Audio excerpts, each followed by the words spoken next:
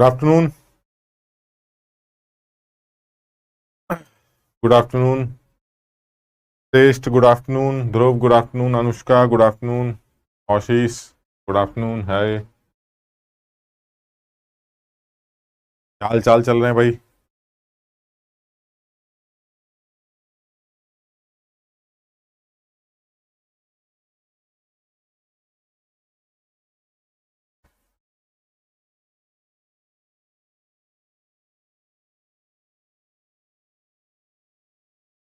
Hydrogen की radius के लिए तो फर्स्ट ऑर्बिट की रेडियस नहीं निकाल लो। Good afternoon, good afternoon, good afternoon. मैं ठीक हूं भाई। वालेकुम सलाम। Good afternoon.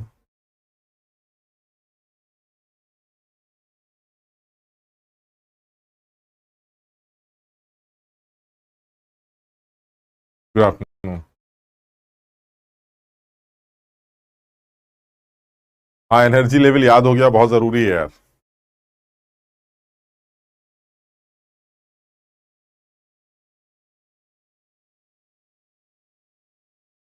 Good afternoon, good afternoon. तो आज जो है थोड़ा सा और आगे बढ़ते हैं। लास्ट क्लास में हम लोगों ने जितने भी फर्स्ट एनर्जी लेवल डायग्राम से रिलेटेड डेफिनेशंस थी, उन सारी डेफिनेशंस को कर लिया था और उनको कैसे लिंक किया जाता है वो भी देख लिया था। उसके बाद हम लोगों ने इक्यू एनर्जी ट्रांजिशन जरा बड़ा इंपॉर्टेंट था, उसके बारे में बात की थी। और उस इक्यू एनर्जी ट्रांजिशन से हमने बड़ा क्लियर था एकदम हमें कि इक्यू एनर्जी ट्रांजिशन अगर आप देख रहे हैं तो इक्यू एनर्जी ट्रांजिशन में आप हाइड्रोजन के ट्रांजिशन का कोई भी लेवल दे दीजिए, मैं आपको दूसरे किसी और हाइड्रोजन लाइक सिस्टम में वही एनर्जी का ट्रांजिशन कौन सा होगा ये जेड से मल्टीप्लाई करके निकाल के दिखा दूंगा। और जब आपको वापस आना होगा तो आप जेड से डिवाइड कर दीजिएगा। लेकिन वापस आते वक्त जरूरी नहीं है कि जेड को डिवाइड जब आप करें तो इंटीजर आए। तो क्या पता चलता है कि हाइड्रोजन का जो एमिशन हो रहा है किसी भी इलेक्ट्रॉन के नीचे गिरने से जो फोटोन एमिट हो रहे हैं, वो सारी एनर्जी के फोटोन आगे वाले तो निकालेंगे क्योंकि मल्टीप्लाई चल रहा है, लेकिन डिवाइड करते वक्त हाइड्रोजन भी वो निकालेगा ये जरूरी नहीं। इसलिए हाइड्रोजन का जो एमिशन स्पेक्ट्रम बनता है वो एक सबसेट के नाम से जाना जाता है। वो एक सबसेट होगा, यानी अगर मान लीजिए उसने वो 4 तरह की वेवलेंथ एमिट की तो वो चारों तरह की वेवलेंथ जो है वो हीलियम प्लस भी निकालेगा, लिथियम प्लस 2 भी निकालेगा, सब लोग निकालेंगे। लेकिन जो वो लोग निकाल रहे हैं कुछ एक्स्ट्रा, वो हाइड्रोजन नहीं निकालेगा। ये जरूरी नहीं है कि हाइड्रोजन भी निकाले, क्योंकि वापस आते वक्त डिवाइड करना पड़ता है और इंटीजर को इंटीजर से डिवाइड करने से इंटीजर आए ये जरूरी नहीं भाई। सब लोग समझ रहे हैं ना? तो इसका बहुत सीधा सा तरीका है, इस चीज को हमेशा ध्यान देंगे। और इसी से रिलेटेड अब हाइड्रोजन के एमिशन स्पेक्ट्रम के भी बारे में बात कर सकते हैं। तो अब हाइड्रोजन के एमिशन स्पेक्ट्रम को पहले तो जो बड़ा सीधा सीधा सा है वो जो तुमने पढ़ा रखा है थोड़ा बहुत, हम उसके बारे में बात करते हैं और फिर थोड़ा सा उसको और एनालाइज भी करेंगे कि हाइड्रोजन के एमिशन स्पेक्ट्रम को थोड़ा सा और डीपली समझा कैसे जाता है। तो सबसे पहले एमिशन स्पेक्ट्रम की बात कर रहे हैं। देखो, एमिशन स्पेक्ट्रम का क्या मतलब होता है? एमिशन स्पेक्ट्रम का मतलब बहुत सीधा सा है।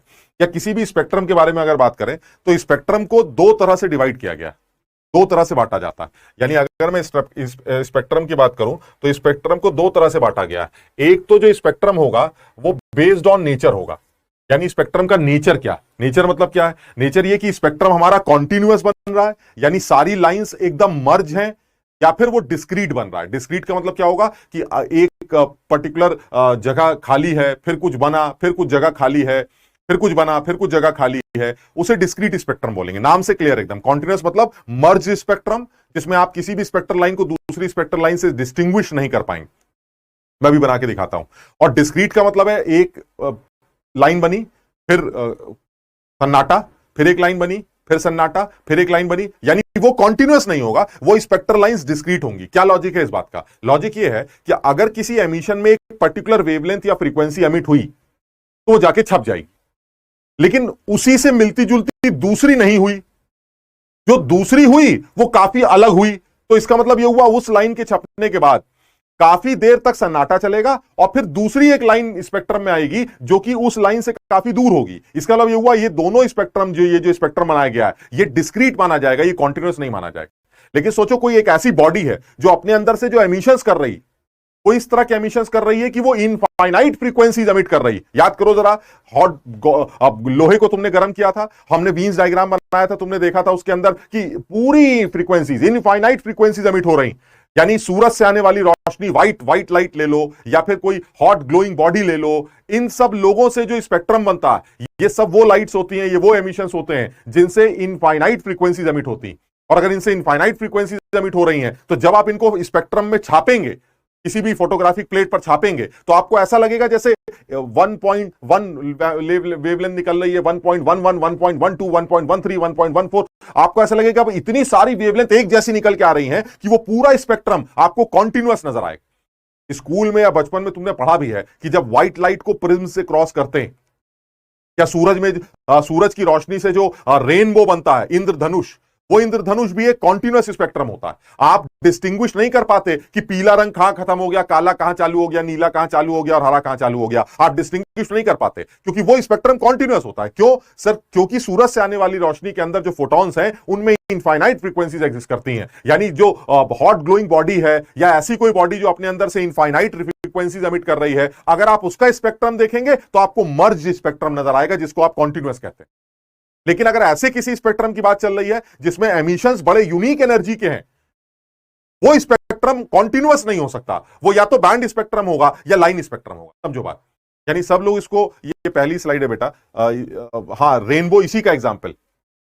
ये बड़ा सीधा सा कॉन्सेप्ट है। यानी स्पेक्ट्रम को आप दो चीजों में डिवाइड करते हैं, या तो एक स्पेक्ट्रम को नेचर के बेसिस पर, या वो बना कैसे है उस बेसिस पर। अब बना कैसे है उसके बारे में बात करते हैं, लेकिन नेचर के केस में तो बड़ा क्लियर है कि या तो वो कॉन्टिन्यूअस स्पेक्ट्रम होगा। कॉन्टिन्यूअस मतलब जैसे रेनबो बनता है, मर्ज स्पेक्ट्रम। मर्ज स्पेक्ट्रम कौन बनाएगा? वो सोर्स बनाएगा जो अपने अंदर से इनफाइनाइट फ्रीक्वेंसीज एमिट करता है।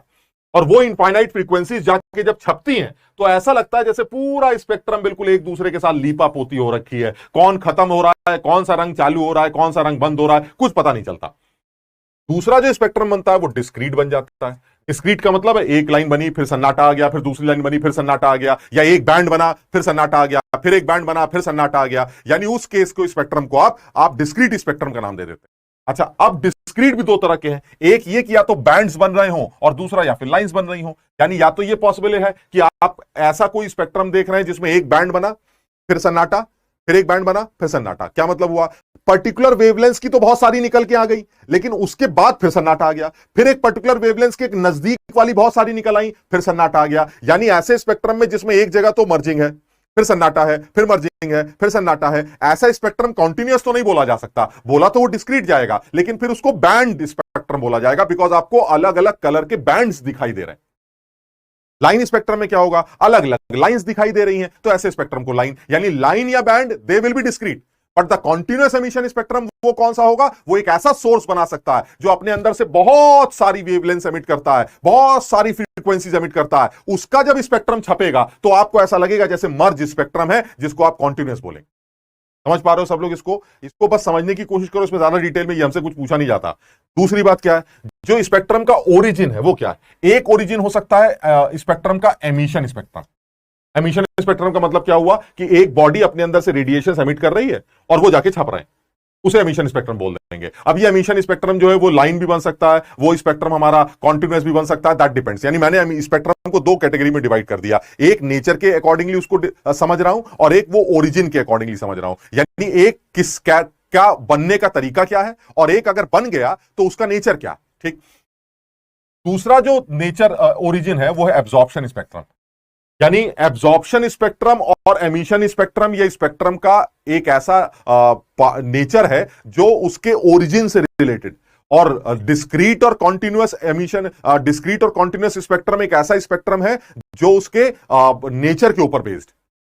अब इसी को थोड़ा सा समझने की कोशिश करते हैं। एमिशन स्पेक्ट्रम का क्या मतलब होता है? देखो, बिल्कुल साफ मैंने यहां लिखा है। एमिशन स्पेक्ट्रम का मतलब है कि जब कभी भी रेडिएशन कोई भी सोर्स एमिट करता है, कोई भी सोर्स, जैसे सूरज हो गया, या फिर कोई भी इलेक्ट्रिक डिस्चार्ज आप किसी गैस में से पास कर दें लो प्रेशर पर, या फिर कोई हॉट ग्लोइंग बॉडी है हाई टेम्परेचर पर, अगर वो किसी प्रिज्म से क्रॉस होती तो जो स्पेक्ट्रम फोटोग्राफिक प्लेट पर ऑब्टेन होता है उसे एमिशन स्पेक्ट्रम कहा जाता है। मैं इसका डायग्राम अभी बना के दिखा देता हूं, तुम्हें समझ में भी आ जाएगा कि क्या एक्चुअली मतलब क्या है। यानी मेरे पास एक सोर्स है, अभी ये नहीं कह रहा हूं मैं आपको कि वो कॉन्टिन्यूअस बनेगा या डिस्क्रीट बनेगा, अभी सिर्फ एमिशन स्पेक्ट्रम की बात हो रही है। यानी कोई भी बॉडी अपने अंदर से रेडिएशन एमिट कर रही, उस एमिटेड रेडिएशंस का जो फोटोग्राफिक प्लेट पर पिक्चर छपेगी उसे आप एमिशन स्पेक्ट्रम बोलेंगे। अब वो डिस्क्रीट भी हो सकता है, वो कॉन्टिन्यूअस भी हो सकता है, that depends on the nature of the source. If the source is like कि वो दुनिया भर की वेवलेंथ एमिट कर रहा है तो कॉन्टिन्यूअस हो जाएगा। और अगर सोर्स ऐसा है जो कह रहा है 5 ले लो, 12 ले लो, 18 ले लो, 20 ले लो, तो इसका मतलब है वो एक पर्टिकुलर वेवलेंथ एमिट कर रहा है, पर्टिकुलर एनर्जी एमिट कर रहा है, तो ऐसे में वो स्पेक्ट्रम कॉन्टिन्यूअस ना बोलकर डिस्क्रीट बोला जाएगा। समझ, लेकिन है वो भी एमिशन स्पेक्ट्रम। एमिशन मतलब मैंने एमिट करा बस, अब या तो वो कॉन्टिन्यूअस बनेगा या वो डिस्क्रीट बनेगा। ठीक, अब मैं सबसे पहले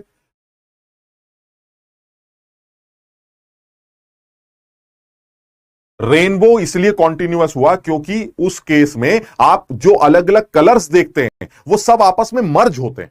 आप किसी एक पर्टिकुलर कलर को दूसरे कलर से डिस्टिंग्विश नहीं कर सकते क्योंकि उसमें सेपरेशन नहीं होता, इसलिए वो काला पीला नीला सब ऐसे करके मर्ज कर गया ऐसे, समझ रहे हो? तो वो एक कॉन्टिन्यूअस स्पेक्ट्रम, यानी पीले रंग की भी लाइट निकल रही है, वेवलेंथ निकल रही है, हल्के पीले की भी निकल रही है, थोड़े और हल्के पीले की भी निकल रही है, गाढ़े पीले की भी निकल रही है, समझ रहे हो? इतनी वेवलेंथ एमिट हो रही है कि वो सब जाके ऐसे मर्ज हो जाता है। आपको लगता है यार बहुत सारे फोटोन जाके जाके छप गए एकदम, तो उसे आप कॉन्टिन्यूअस का नाम दे देते हैं।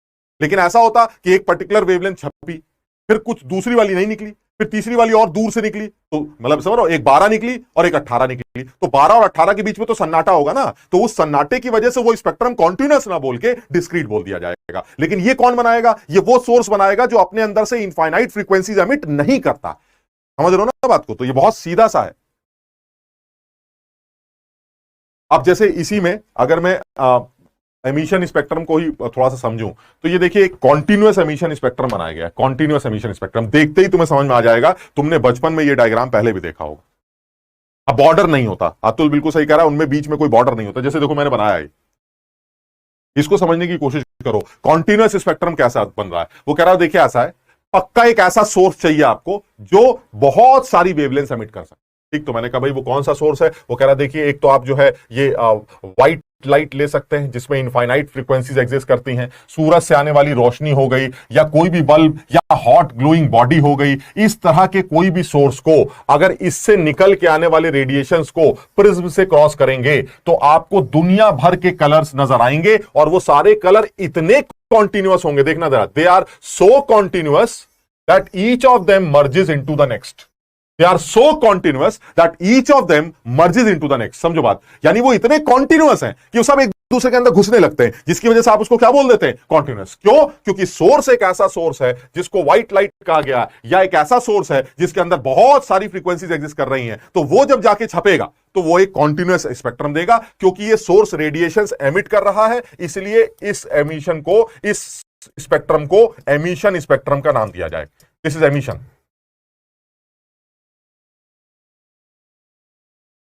बहुत आसान एकदम, बस सुनो, ये थ्योरी में तो कुछ है ही नहीं। अभी इसका पीडीएफ मिलेगा, तुम एक बात दो लाइनें पढ़ोगे तुम्हें ऐसे ही समझ में आ जाए, कुछ नहीं करना इसमें। यानी तुम्हें सिर्फ इतनी सी बात समझनी थी कि स्पेक्ट्रम का मतलब क्या है। स्पेक्ट्रम का मतलब है मैंने कुछ रेडिएशन एमिट की, उनको जाके आपने फोटोग्राफिक प्लेट पे जाके छाप दिया, छापने के बाद आपको पता चला कि वो कॉन्टिन्यूअस है या डिस्क्रीट है। अगर वो कॉन्टिन्यूअस है यानी सारी लाइंस मर्ज हो रही हैं, तो आप उसे कॉन्टिन्यूअस बोल दीजिएगा। अगर आपको लगता है कि आपको कुछ ब्लैक बैंड्स नजर आते हैं, खाली जगह नजर आती है, तो आप उसको डिस्क्रीट बोल दीजिएगा। वो किसके ऊपर डिपेंड करेगा? वो मेरे ऊपर डिपेंड करेगा जिसने एमिशंस किए हैं। अगर मैं कहता हूं नहीं मैं 12 फेंकूंगा, 18 फेंकूंगा, 40 फेंकूंगा, 50 फेंकूंगा, 90 फेंकूंगा, तो कौन सा स्पेक्ट्रम बनेगा? सर वो लाइन स्पेक्ट्रम बनेगा, वो डिस्क्रीट स्पेक्ट्रम बनेगा। और अगर मैं कहता हूं नहीं मैं 12, 13, 14, 15, 18, 20, 19, 20 सब फेंकूंगा, तो ऐसे में वो सारी लाइनें जब जाके छपेंगी तो आपको ऐसा लगेगा कि वो एक कॉन्टिन्यूअस पैटर्न है, वो एक डिस्क्रीट पैटर्न नहीं। और रवि इसको नोट्स में नहीं लिखना है, इसको आप जब हम पीडीएफ देंगे तब आप इसके नोट्स बना लीजिएगा, क्योंकि अभी तो लिखने में बहुत टाइम लग जाएगा।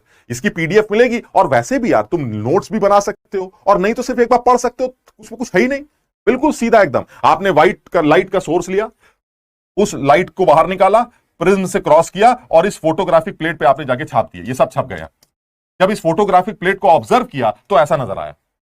जब आपने इसको कायदे से ऑब्जर्व किया, आपने कहा अरे यार ये तो सही है यार, वॉयलेट से शुरू होता है, रेड तक खत्म होता है, लेकिन बीच में कोई सेपरेशन ही नहीं है, खट खट खट खट खट खट खट ऐसे, तो this will be continuous, this will be continuous.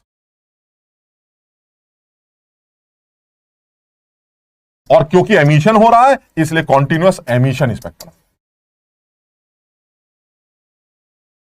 इसी में ये सोर्स ऐसा होता जो ये कहता भाई साहब ये हम दुनिया भर की फ्रीक्वेंसी एमिट नहीं करते, हम तो 12 ले लो, हमसे 18 ले लो, हमसे 25 ले लो, हमसे 35 ले लो, हमसे 40 ले लो, हमसे 50 ले लो, हमसे हम इतनी कर सकते हैं। लेकिन ये आप ये कहें कि 12, 12.5, पौने 12, 18.5, 12.5 सब दे दो, हम सब नहीं दे सकते। हम सोर्स ऐसे हैं, हमारा सोर्स ये।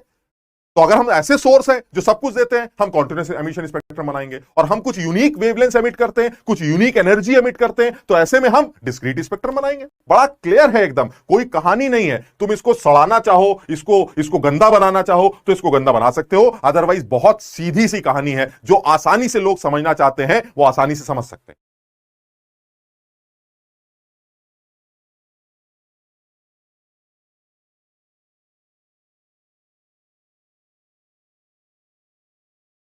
ठीक है, यहां तक क्लियर है। अच्छा, और आगे बढ़ते हैं। अब आते हैं इसी एमिशन स्पेक्ट्रम के डिस्क्रीट पार्ट पे। डिस्क्रीट स्पेक्ट्रम का क्या मतलब? डिस्क्रीट स्पेक्ट्रम का वही मतलब है कि अब आप सारी वेवलेंथ एमिट नहीं करेंगे, तो आपका सोर्स ऐसा सोर्स होगा जो डिस्क्रीट स्पेक्ट्रम फॉर्म कर रहा होगा। तो जनरली होता क्या है कि आपको बैंड्स मिलते हैं, ये कलर बैंड्स दिखाई देते हैं आपको, और बीच में ये सन्नाटे से नजर आते हैं, ये सब सन्नाटा है।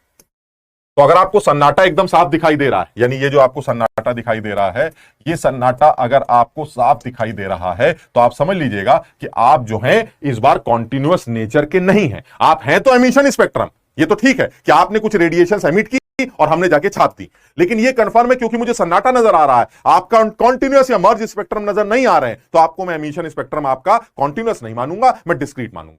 और अगर कहीं ये स्पेक्ट्रम डिस्क्रीट स्पेक्ट्रम बैंड्स के फॉर्म में है, यानी कलर्ड बैंड बने, फिर सन्नाटा, फिर कलर्ड बैंड बना, फिर सन्नाटा, तो ऐसे स्पेक्ट्रम जनरली मॉलिक्यूलर स्पेक्ट्रम के नाम से जाने जाते हैं। यानी जो मॉलिक्यूल्स रेडिएशंस एमिट करते हैं, उनके रेडिएशंस का जब पैटर्न ऑब्जर्व किया जाता है तो वो बैंड स्पेक्ट्रम जैसा नजर आता है।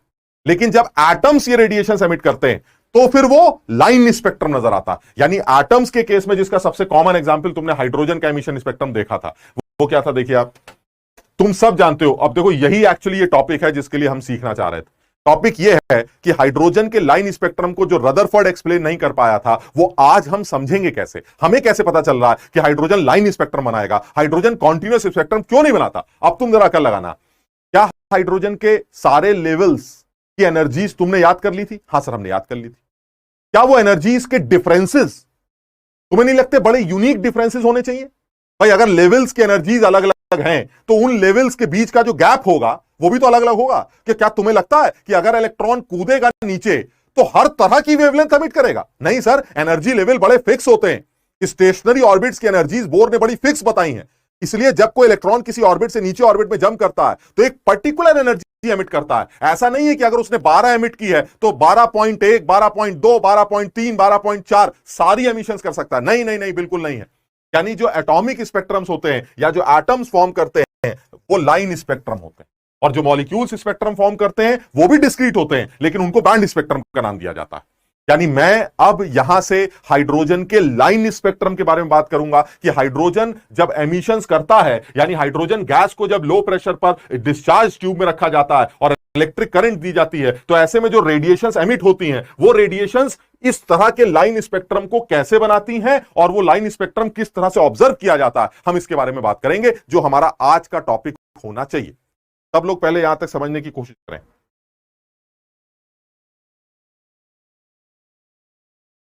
सब लोग इसको समझ लें अपने हिसाब से। जो स्लाइड मुझसे दोबारा देखने की करना चाहते हो, मैं उसको दोबारा दिखा देता हूं, तुम अपने हिसाब से समझने की कोशिश करो। कुछ भी, हम मॉड्यूल में भी ये सब होगा विशाल, और साथ में तुम्हें पीडीएफ भी मिलेगा जो इस आज के लेक्चर का होगा। इत्मीनान से हमने बहुत साफ लैंग्वेज में, बिल्कुल अपनी तुम्हारी सरकारी लैंग्वेज में ये लैंग्वेज यूज करके लिखा है। इसमें कहीं कोई कलाकारी या टेक्निकल बात हमने डालने की कोशिश ही नहीं की है, क्योंकि हमें पता है उसका कोई सिग्निफिकेंस ही नहीं।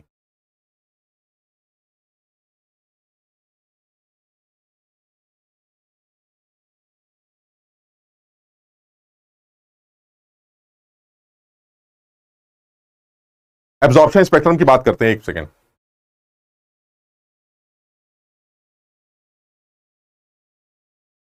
अमान, बैंड स्पेक्ट्रम का भी यही मतलब है। देखो, फर्क सिर्फ इतना है कि मान लीजिए एक पर्टिकुलर वेवलेंथ एमिट हुई, ये वाली, मान लीजिए ये 10 है, इसकी एनर्जी 10 ईवी, ऐसे समझाने के लिए बोल रहा हूं। और एक और वेवलेंथ एमिट हुई जो 10.1 भी है। 10.2 भी है, 10.3 भी है, 10.4 भी है, 10.5 भी है, 10.6 भी है। तो ऐसे में अब ये एक बैंड जैसा नजर आएगा। इसी तरह से इसके भी करीब है बहुत सारी, तो अब ये बैंड जैसा नजर आएगा। Now they are bands. और ये तभी हो सकता है जब मॉलिक्यूल्स इन्वॉल्व, यानी मॉलिक्यूलर एमिशन स्पेक्ट्रम जब बनता है तो बैंड जैसा बनता है। लेकिन जब एटम इन्वॉल्व होता है तो उस केस में जो स्पेक्ट्रम बनता है वो बनता डिस्क्रीट ही है, लेकिन तब बैंड्स ना बन के लाइन स्पेक्ट्रम देखने को।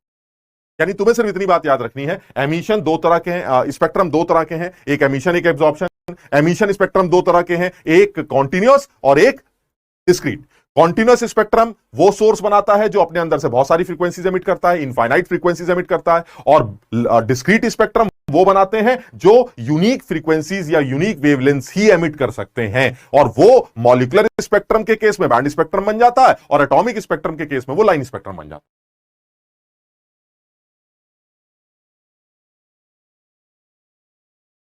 इतना याद, इतना ध्यान रखना, इसमें कोई खास केमिस्ट्री नहीं है। अब तुम इसको कुछ और देखो, और भी चीज बताएं तुम्हें, सीधी सी बात बताते हैं कि आप और डिटेल में जाइए। अरे भाई और डिटेल में कैसे जाएं जब और डिटेल में हम ही को नहीं पता है।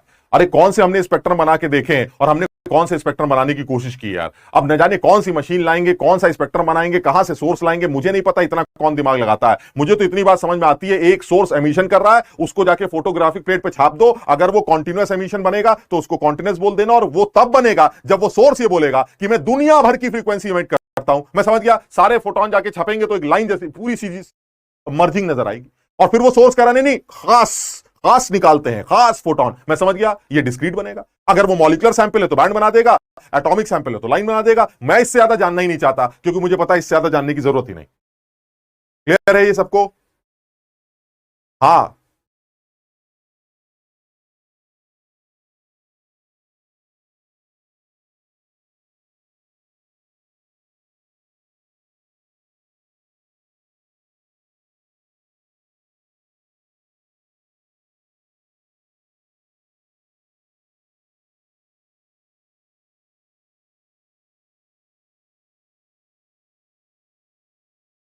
ठीक है, और आगे बढ़ते हैं। अच्छा, अब इसमें एक बात और आ रही सर, मुझे एक चीज तो, और मैं बताऊं, मुझे वाकई में पहले जो है, अगर इतनी स्लाइड के बाद है ना, जितना अभी मैंने देखा है, जितना मैंने अभी समझाया है, इसके बाद अगर कोई मुझसे ये पूछे एब्जॉर्प्शन स्पेक्ट्रम क्या होता है, तो मैं सही बता रहा हूं, मुझे समझ में नहीं आता। मुझे अब तक जो समझाया जा रहा है वो ये समझाया जा रहा है कि मैं फेंकूंगा फेंकूंगा फेंकूंगा, अगर बहुत सारी फेंक दी एक जैसी तो फिर वो कॉन्टिन्यूअस बनेगा, अगर कुछ खास फेंकूंगा तो फिर वो डिस्क्रीट बनेगा। अब आप कह रहे हैं एब्जॉर्प्शन, अरे इसका मतलब मैं एब्जॉर्ब करूंगा तो छापेगा क्या आप? जब तक मैंने कुछ एमिट नहीं किया तो एब्जॉर्प्शन स्पेक्ट्रम का मतलब क्या बनता? तो मुझे ये बात ही समझ में नहीं आती थी अब तक कि एब्जॉर्प्शन स्पेक्ट्रम किसे कहते हैं। एमिशन का मतलब है मैंने अपने अंदर से कुछ निकाला, आपने जाके छाप दिया। अगर वो कॉन्टिन्यूअस छपा तो कॉन्टिन्यूअस बोल देंगे, डिस्क्रीट छपा तो डिस्क्रीट बोल देंगे। वो कह रहा चलिए छोड़िए, अब आपको एब्जॉर्ब करना है। अरे मैंने कहा अगर एब्जॉर्ब करना है तो छपेगा क्या? मैं फेंक क्या रहा हूं, छापूंगा कैसे? उसे कौन सा स्पेक्ट्रम, वो स्पेक्ट्रम कैसे बनता है? ये चीज बड़ी कंफ्यूज करती थी। फिर बाद में समझ में आया कि एब्जॉर्प्शन स्पेक्ट्रम का मतलब कुछ और होता है। क्या मतलब होता है कि आप जिस आदमी का एब्जॉर्प्शन स्पेक्ट्रम बनाना चाहते हैं, आप उस आदमी को ले लीजिए और उस आदमी के ऊपर उसको ये मौका दीजिए कि उसको जो भी वेवलेंथ एब्जॉर्ब करनी है वो एब्जॉर्ब कर ले। मैंने कहा ठीक है, और फिर एब्जॉर्ब करने के बाद जो वेवलेंथ बच जाएंगी, जो उसने एब्जॉर्ब नहीं की हैं, वो फोटॉन्स बाहर निकल आएंगे, उनको जाके छाप दीजिएगा आप। कहने को ये भी एक एमिशन ही स्पेक्ट्रम है, लेकिन वो एमिशन स्पेक्ट्रम इस बार वो बॉडी नहीं कर रही है जिसका आप बना रहे हैं, वो बॉडी एब्जॉर्ब कर रही है। देखिए कैसे बड़ा यूनिक है ये एब्जॉर्प्शन स्पेक्ट्रम। ये देखिए आप यहां पर क्या कर रहा है कि आपने एक व्हाइट लाइट का सोर्स लिया। क्या रीजन होगा व्हाइट लाइट का सोर्स लेने का, मैं बताऊंगा तुम्हें। ठीक, आपने एक व्हाइट लाइट का सोर्स लिया और आपने बीच में एक ऐसा आदमी रख दिया जिसका आपको एब्जॉर्प्शन स्पेक्ट्रम बनाना है। मैंने एक एग्जांपल ले रखा है, जैसे NaCl का मुझे एब्जॉर्प्शन स्पेक्ट्रम बनाना है, तो मैंने NaCl का सॉल्यूशन लिया, उसको भर दिया और उस सॉल्यूशन में से वो व्हाइट लाइट पास कर दी। अब होगा क्या, उस सॉल्यूशन में से जब वो व्हाइट लाइट पास करोगे तो उस NaCl सॉल्यूशन को जो लाइट की वेवलेंथ एब्जॉर्ब करनी है वो एब्जॉर्ब कर लेगा, और बाकी सबसे कहेगा तुम निकल जाओ। जो बाहर लोग निकल के आएंगे उनको फोटोग्राफिक प्लेट पे छाप लीजिएगा, वो ऐसा नजर आएगा। उसने कहा ये भी तो कॉन्टिन्यूअस ही है। नहीं समझो, है तो ये कॉन्टिन्यूअस ही, लेकिन फिर भी आपको इसी कॉन्टिन्यूअस स्पेक्ट्रम के अंदर वो फोटॉन्स मिसिंग नजर आएंगे जो इस NaCl सॉल्यूशन ने एब्जॉर्ब कर लिए। इसलिए इस स्पेक्ट्रम को NaCl का एब्जॉर्प्शन स्पेक्ट्रम कहा जाए। सर आप ये बताइए कि व्हाइट लाइट लेने की क्या जरूरत है आपको? व्हाइट लाइट लेने की जरूरत इसलिए है मुझे, या ऐसा सोर्स से आने वाली एमिशंस की जरूरत इसलिए है मुझे, क्योंकि मैं चाहता हूं कि NaCl ये ना बोल पाए मुझे कि जो मुझे चाहिए थी वो तो तुमने मुझे दी नहीं, तो मैं एब्जॉर्ब क्या करूंगा? मैंने कहा नहीं नहीं, मैं आपको पूरा मौका दूंगा, मैं हर तरह की वेवलेंथ आपके मुंह पे मारूंगा, आपको जो सोखना होगा, जो एब्जॉर्ब करना होगा वो आप एब्जॉर्ब कर लीजिए। मैं ये नहीं सुन सकता आपसे कि भाई ये काय का एब्जॉर्प्शन स्पेक्ट्रम है, मैं 25 की डिमांड कर रहा था, तुमने 25 दी नहीं, एक 20 दी और एक 30 दी, 25 कहां गई? मैं उसको क्या खोलूंगा? मैं 20, 21, 22, 23, 24, 25, 26, 27, 27, 28 सब दूंगा तुम्हें, जो तुम्हें सोखना सोख लेना।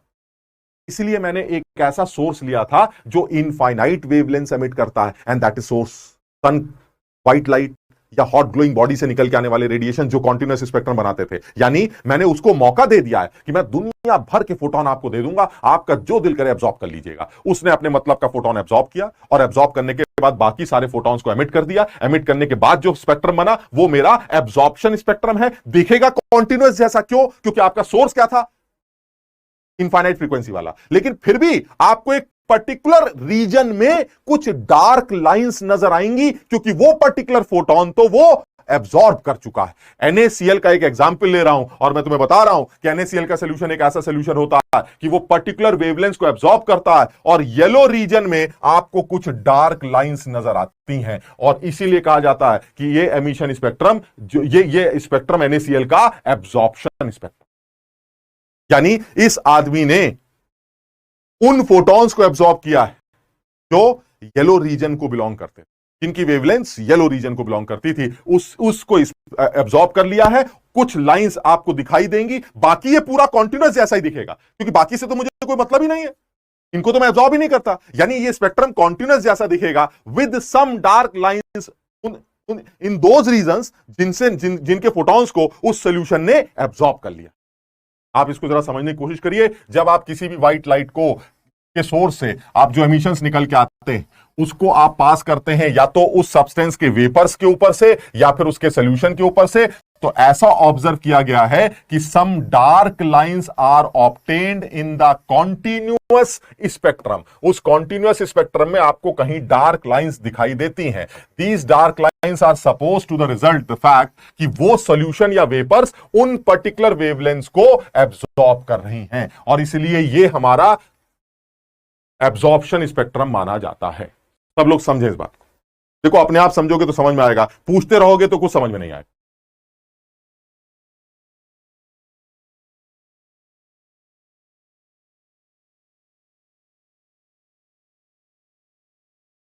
लाइन स्पेक्ट्रम बेटा कुणाल अभी समझ में आएगा, जरा एक मिनट रुको, सब लोग इसको समझे जरा।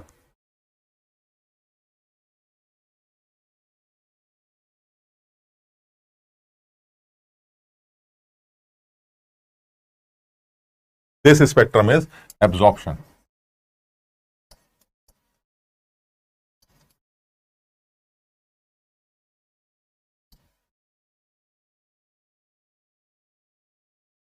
मतलब एक तरह से देखो तो सोर्स तुम्हारा इनफाइनाइट फ्रीक्वेंसी वाला है, उस इसलिए लिया गया इनफाइनाइट फ्रीक्वेंसी वाला ताकि NaCl का सॉल्यूशन या कोई भी वेपर्स या सॉल्यूशन ये ना बोल पाए कि हमारे मतलब का तो आपने दिया ही नहीं। मैंने ऐसा सोर्स ले लिया जो सब देता, जो आपको एब्जॉर्ब करना है आप एब्जॉर्ब कर ली, जो आप एब्जॉर्ब करेंगे बाकी सब आप एमिट कर दीजिएगा, तो लगेगा तो वो इसी टाइप का, लेकिन पर्टिकुलर रीजन में आपको कुछ डार्क लाइंस दिखाई देंगी, क्योंकि उस सॉल्यूशन ने या उस कंपाउंड के वेपर्स ने एक पर्टिकुलर वेवलेंथ एब्जॉर्ब की है, इसलिए आपको पर्टिकुलर रीजन में डार्क लाइंस दिखाई देंगी। मैंने एक एग्जांपल के तौर पर NaCl का एग्जांपल लिया है कि NaCl के सॉल्यूशन के अंदर से जब आप इनफाइनाइट फ्रीक्वेंसीज की वेवलेंथ लाइट को पास करते हैं, दैट इज व्हाइट लाइट को पास करते हैं, तो आपको येलो रीजन में कुछ डार्क स्पेसेस नजर आते हैं, और येलो रीजन में डार्क स्पेसेस नजर आते हैं का मतलब उस NaCl ने उस पर्टिकुलर रीजन को बिलोंग करने वाले फोटॉन्स को एब्जॉर्ब कर लिया है, इसलिए यह उस NaCl सॉल्यूशन का एब्जॉर्प्शन स्पेक्ट्रम माना जाता है।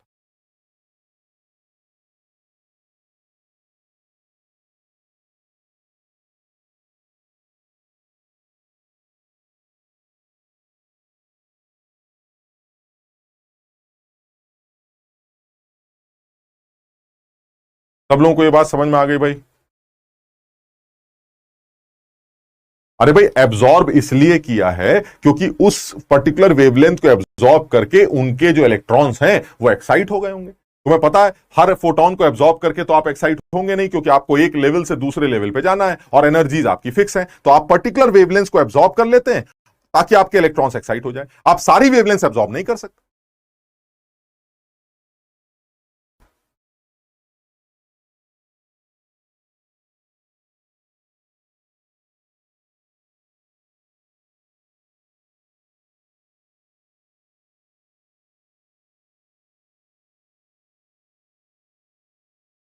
ठीक है, आगे बढ़ते हैं। अब आते हैं, अब स्टार्ट करते हैं इस बात को, एंड दैट इज हाइड्रोजन का एमिशन स्पेक्ट्रम। ये अपने मतलब की बात है जो स्टार्ट होने जा रही है, हाइड्रोजन का एमिशन स्पेक्ट्रम। ये हाइड्रोजन का एमिशन स्पेक्ट्रम कैसे बनता है? वही है यार, हाइड्रोजन लेके आओ। इस बार सोर्स कौन सा है तुम्हारा? इस बार सोर्स एक ऐसा सोर्स है जो कुछ वेवलेंस एमिट कर सकता है लेकिन इनफाइनाइट वेवलेंस एमिट नहीं कर सकता है। समझिए, आपने हाइड्रोजन गैस को एक डिस्चार्ज ट्यूब के अंदर लेकर लो प्रेशर पर इलेक्ट्रिक डिस्चार्ज करंट पास कर दिया, तो होगा क्या कि इनके इलेक्ट्रॉन्स जब जंप करेंगे ऊपर से नीचे तो फोटॉन्स एमिट करेंगे। ये जो लाइट बाहर निकल के आ रही है, इसको मैंने इस प्रिज्म से क्रॉस किया और इस फोटोग्राफिक प्लेट के अंदर इसको छाप दिया। जब आपने स्पेक्ट्रम ऑब्जर्व किया तो ऐसा नजर आया। ऐसा मतलब क्या हुआ? मतलब एक सिर्फ पिक्टोरियल फॉर्म में क्या समझ में आ रहा है कि सर कुछ लाइनें बन रही हैं, फिर सन्नाटे से नजर आ रहे हैं, लाइनें बन रही हैं, सन्नाटे से नजर आ रहे हैं, लाइनों के बीच में सन्नाटे हैं। इसका मतलब ये हुआ, ये जो एमिशन है ये एक पक्का डिस्क्रीट स्पेक्ट्रम। अब अगर ये डिस्क्रीट स्पेक्ट्रम है तो ये डिस्क्रीट बन क्यों रहा है, ये इसके बारे में सोचते हैं। अरे भाई, तुम्हें सब लोगों ने एनर्जी लेवल डायग्राम याद कर रखे हैं। तुम्हें पता है कि हाइड्रोजन के एटम का अगर कोई इलेक्ट्रॉन कहीं से कहीं कूदेगा तो एक पर्टिकुलर वेवलेंथ ही तो एमिट करेगा। ऐसा थोड़ी ना है कि सर मैं 500 भी करूंगा, 500.2 भी करूंगा, 500.3 भी करूंगा, 500.4 भी करूंगा। क्यों? क्योंकि सर मेरे एनर्जी के लेवल्स फिक्स हैं, इसलिए मैं पर्टिकुलर वेवलेंथ ही एमिट कर सकता हूं। इसलिए मुझसे मेरे एमिशन से जो स्पेक्ट्रम बनेगा वो कॉन्टिन्यूअस नहीं हो सकता सर, वो लाइन स्पेक्ट्रम बनेगा, डिस्क्रीट। ये क्लियर है एकदम। मैं इसी लाइन स्पेक्ट्रम के बारे में बात करने जा रहा हूं। सब लोग को यहां तक समझ में आया? अंशुमन, थर्मोडायनेमिक्स भी स्टार्ट होगा बेटा। निधि कह रही है उसके समझ में आ गया, शाबाश। किसी एक बच्चे ने तो लिखा कि उसके समझ में आ गया। एक्साइट होके वो वापस डी एक्साइट करते हैं और डी एक्साइटेशन के दौरान वो फोटॉन एमिट करते हैं। तुम लोगों ने तो बोर मॉडल की भी ऐसी की तैसी कर दी, बोर मॉडल के पोस्टुलेट की भी ऐसी की तैसी कर दी, पिछले 6 दिनों से जो भौंक रहे हैं उसकी ऐसी तैसी कर दी।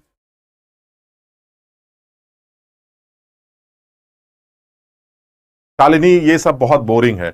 हाँ बेटा, कुछ चीजें तो बोरिंग होती हैं।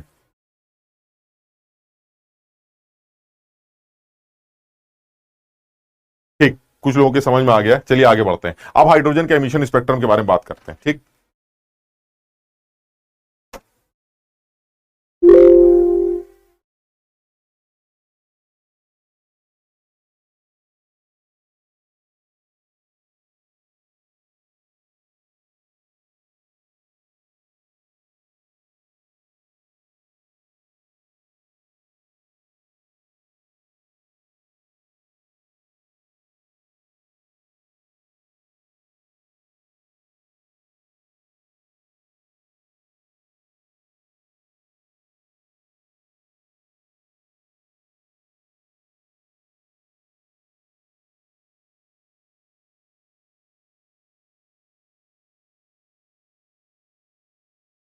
वैसे मैं तुम्हें बताऊं कि तुम जैसे बच्चों के लिए जो 12th कर चुके हैं उनके लिए एमिशन स्पेक्ट्रम को जो हम करने जा रहे हैं उतना डिटेल में अब करने की जरूरत नहीं।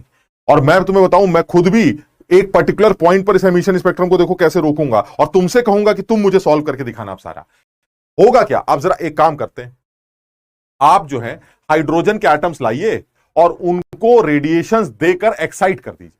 यानी तुम्हें पता ही है इलेक्ट्रॉन्स फोटॉन्स को एब्जॉर्ब करके एक्साइटेड लेवल में जा सकते हैं। ठीक, तो अब मेरे जो इलेक्ट्रॉन्स है वो तगड़े से एक्साइट हो चुके ऊपर तक। ठीक, अब ऑब्वियस है कि वो वहां तो रहना नहीं चाहते, क्योंकि वो तो सब नीचे रहना चाहते हैं। हमने बात की थी इलेक्ट्रॉन वहां रहना चाहता है जहां उसकी एनर्जी मिनिमम थी, तो वो सब के सब कहां आना चाहते हैं? ग्राउंड लेवल पर आना चाहते हैं। अब अगर वो सबके सब ग्राउंड लेवल पर आना चाहते हैं तो उनके ग्राउंड लेवल पर आने का तरीका क्या है? तरीका यह है कि कुछ ऐसे फोटॉन होंगे जो इनफाइनाइट से, मतलब इनफाइनाइट समझ लो, बहुत ऊपर से डायरेक्टली 1 पर गिर जाएंगे। कुछ ऐसे भी होंगे जो इनफाइनाइट से पहले 50वें लेवल पर आएंगे, 50वें से 1 पर गिर जाएंगे। कुछ ऐसे होंगे जो कहीं से कहीं आएंगे लेकिन फाइनली 1 पर गिर जाएंगे। तुम समझना इस बात को, ऐसे फोटॉन्स जो कहीं से भी गिरे हों लेकिन गिरे 1 पर हों, उस तरह के फोटॉन्स को इकट्ठा करके एक सीरीज में डाल दिया जाता है जिसको लाइमन सीरीज कहा जाता है। बिल्कुल सीधी सी बात कर रहे हैं, कोई दिमाग नहीं लगवा रहे हैं। मैं सबसे पहले लाइमन सीरीज की बात कर रहा हूं। लाइमन सीरीज क्या कहती है? लाइमन सीरीज ये कहती है कि भाई साहब देखिए, ऐसा है, बहुत आसान है। आप सबसे पहले ये मान के चलिए कि ये आपका ground level n is equal to 1, ये सेकेंड लेवल है, ये थर्ड लेवल है, ये फोर्थ लेवल है, ये फिफ्थ लेवल है, ये सिक्स्थ लेवल है, so on so on so on, और ये है आपका infinite level. This is infinite. अब बताइए लाइमन सीरीज का क्या मतलब? लाइमन सीरीज का मतलब है क्योंकि आपके पास अरबों टर्बो खरबों हाइड्रोजन एटम्स हैं, तो वो सब नीचे, जब उनके इलेक्ट्रॉन्स नीचे गिरेंगे तो वो इलेक्ट्रॉन्स जो इस कैटेगरी को बिलोंग करते हैं, किस कैटेगरी को? कहीं से भी गिरे हों लेकिन गिरे 1 पर हों। खटाक। कहीं से भी गिरे हों लेकिन गिरे 1 पर हों, कहीं से भी गिरे हों लेकिन गिरे 1 पर हों, कहीं से भी गिरे हों लेकिन गिरे 1 पर हों। ये सारे फोटॉन्स जो मैं बना रहा हूं, ये सारे फोटॉन्स एक पर्टिकुलर सीरीज को बिलोंग करते हैं जिसको लाइमन सीरीज कहते हैं। यानी वो फोटॉन्स जो तब एमिट हो रहे हैं इस डी एक्साइटेशन से जब इलेक्ट्रॉन गिरा कहीं से भी हो, लेकिन गिरा कहां पर हो? 1 पर। बोर का थर्ड पोस्टुलेट क्या था कि जब आप ऊपर से नीचे गिरते हैं तो क्या एमिट करते हैं? फोटॉन्स। अगर उन्हीं फोटॉन्स को देखें तो ये सारे फोटॉन्स किस सीरीज को बिलोंग करेंगे? लाइमन। यानी लाइमन सीरीज की कंडीशन क्या है? लाइमन सीरीज की कंडीशन है कि आप N1 तो फिक्स कर दीजिए 1, क्योंकि याद है N1 N2, N2 ऊपर वाला था, N1 नीचे वाला था, तो आप N1 को तो फिक्स कर दीजिए 1, और जो N2 होगा आपका वो 2 से लेके इनफाइनाइट तक कुछ भी हो सकता। यानी जब किसी इलेक्ट्रॉन का ट्रांजिशन ऐसा कुछ होगा तो आप समझ लीजिएगा वो जितने फोटॉन्स एमिट हो रहे हैं वो सब लाइमन सीरीज को बिलोंग करें। सब लोग यहां तक समझ ले भाई, क्योंकि मैं सिर्फ लाइमन सीरीज का सवाल बताऊंगा सारी बातें, और फिर बाबर पास्चन वगैरह तुमसे पूछूंगा, तो सब लोग इस बात को अच्छी तरह समझ ले। लाइमन सीरीज का मतलब यह है कि कहीं से भी इलेक्ट्रॉन गिरे लेकिन गिरे 1 पर। 5 से 1, अगर कोई पूछे कि एक फोटॉन 5 से 1 से के ट्रांजिशन से निकल के आता है, आप बताइए ये किस सीरीज को बिलोंग करता है? लाइमन सीरीज को। कोई आदमी 10 से 1 पे गिर के आता है, सर लाइमन सीरीज को। 2 से 1 लाइमन सीरीज को। 1 फिक्स होना चाहिए, कहीं से भी गिरो मुझे मतलब नहीं, दैट इज लाइमन सीरीज। ठीक, अब तुम सोच के जवाब दो। लाइमन सीरीज को बिलोंग करने वाले फोटॉन की अगर मैं ये कुछ बातें आपसे पूछूं, जिसमें पहली बात आती है maximum energy, minimum energy,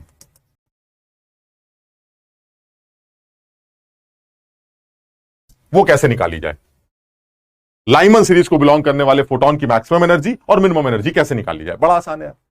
maximum energy photon की तब निकल के आएगी जब इलेक्ट्रॉन बहुत दूर से 1 पे गिरेगा, क्योंकि जितना बड़ा एनर्जी गैप होगा वो सारा एनर्जी गैप किस फॉर्म में बाहर निकल आएगा? फोटॉन के फॉर्म में। तो इसका मतलब यह हुआ कि अगर आप ऊपर से नीचे गिर रहे हैं तो जो मैक्सिमम एनर्जी का फोटॉन होगा वो कौन सा होगा? वो फोटॉन होगा जो इंफिनिटी से 1 के ट्रांजिशन से निकला होगा। और हम सब कुछ याद कर चुके हैं, इंफिनिटी पर एनर्जी इलेक्ट्रॉन की 0, 1 पर उसकी एनर्जी -13.6। हाइड्रोजन की बात हो रही है, तो 0 माइनस -13.6 इज 13. यानी लाइमन सीरीज को बिलोंग करने वाले फोटॉन की मैक्सिमम एनर्जी 13.6 eV हो, और लाइमन सीरीज को भी बिलोंग करने वाले फोटॉन की मिनिमम एनर्जी, गिरना तो 1 पर है, तो सबसे छोटा ट्रांजिशन कौन सा होगा? 2 से 1, ये सबसे छोटा है। यानी this transition belongs to minimum energy.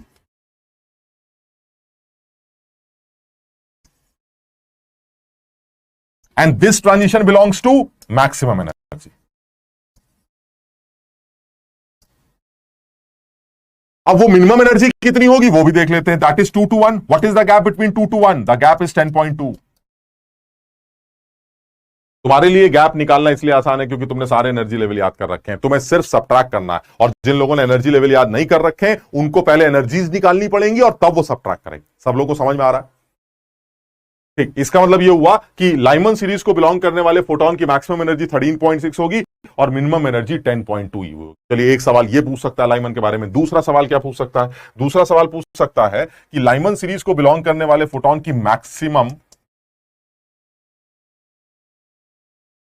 Wavelength वो कितनी होगी? तो मैंने कहा भाई लाइमन सीरीज को बिलोंग करने वाले की मैक्सिमम वेवलेंथ अगर आप निकालना चाहते हैं तो इसका मतलब उसकी एनर्जी मिनिमम होनी चाहिए, क्योंकि energy of photon is inversely proportional to wavelength. तुम सब जानते हो इस बात को, E is equal to H C by lambda, यानी फोटोन की जो एनर्जी है वो उसकी वेवलेंथ के साथ इनवर्स रिश्ता रखती। तो अगर आपको मैक्सिमम वेवलेंथ चाहिए फोटोन की, तो वो फोटोन जिसकी एनर्जी मिनिमम है, वही से जो फोटोन जो वेवलेंथ होगी वही हमारी मिनिमम मैक्सिमम वेवलेंथ होगी। तो एनर्जी जो मिनिमम होगी वो कौन सी हमारी 2 से 1, एंड दैट इज 10.2। तो अपने आप समझना जरा बात को, 12,400 अगर वाला फॉर्मूला यूज करूं,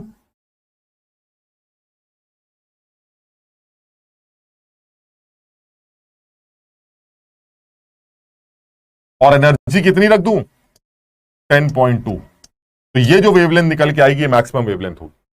और अगर इसी में आपको मिनिमम वेवलेंथ निकालनी हो तो क्या होगी,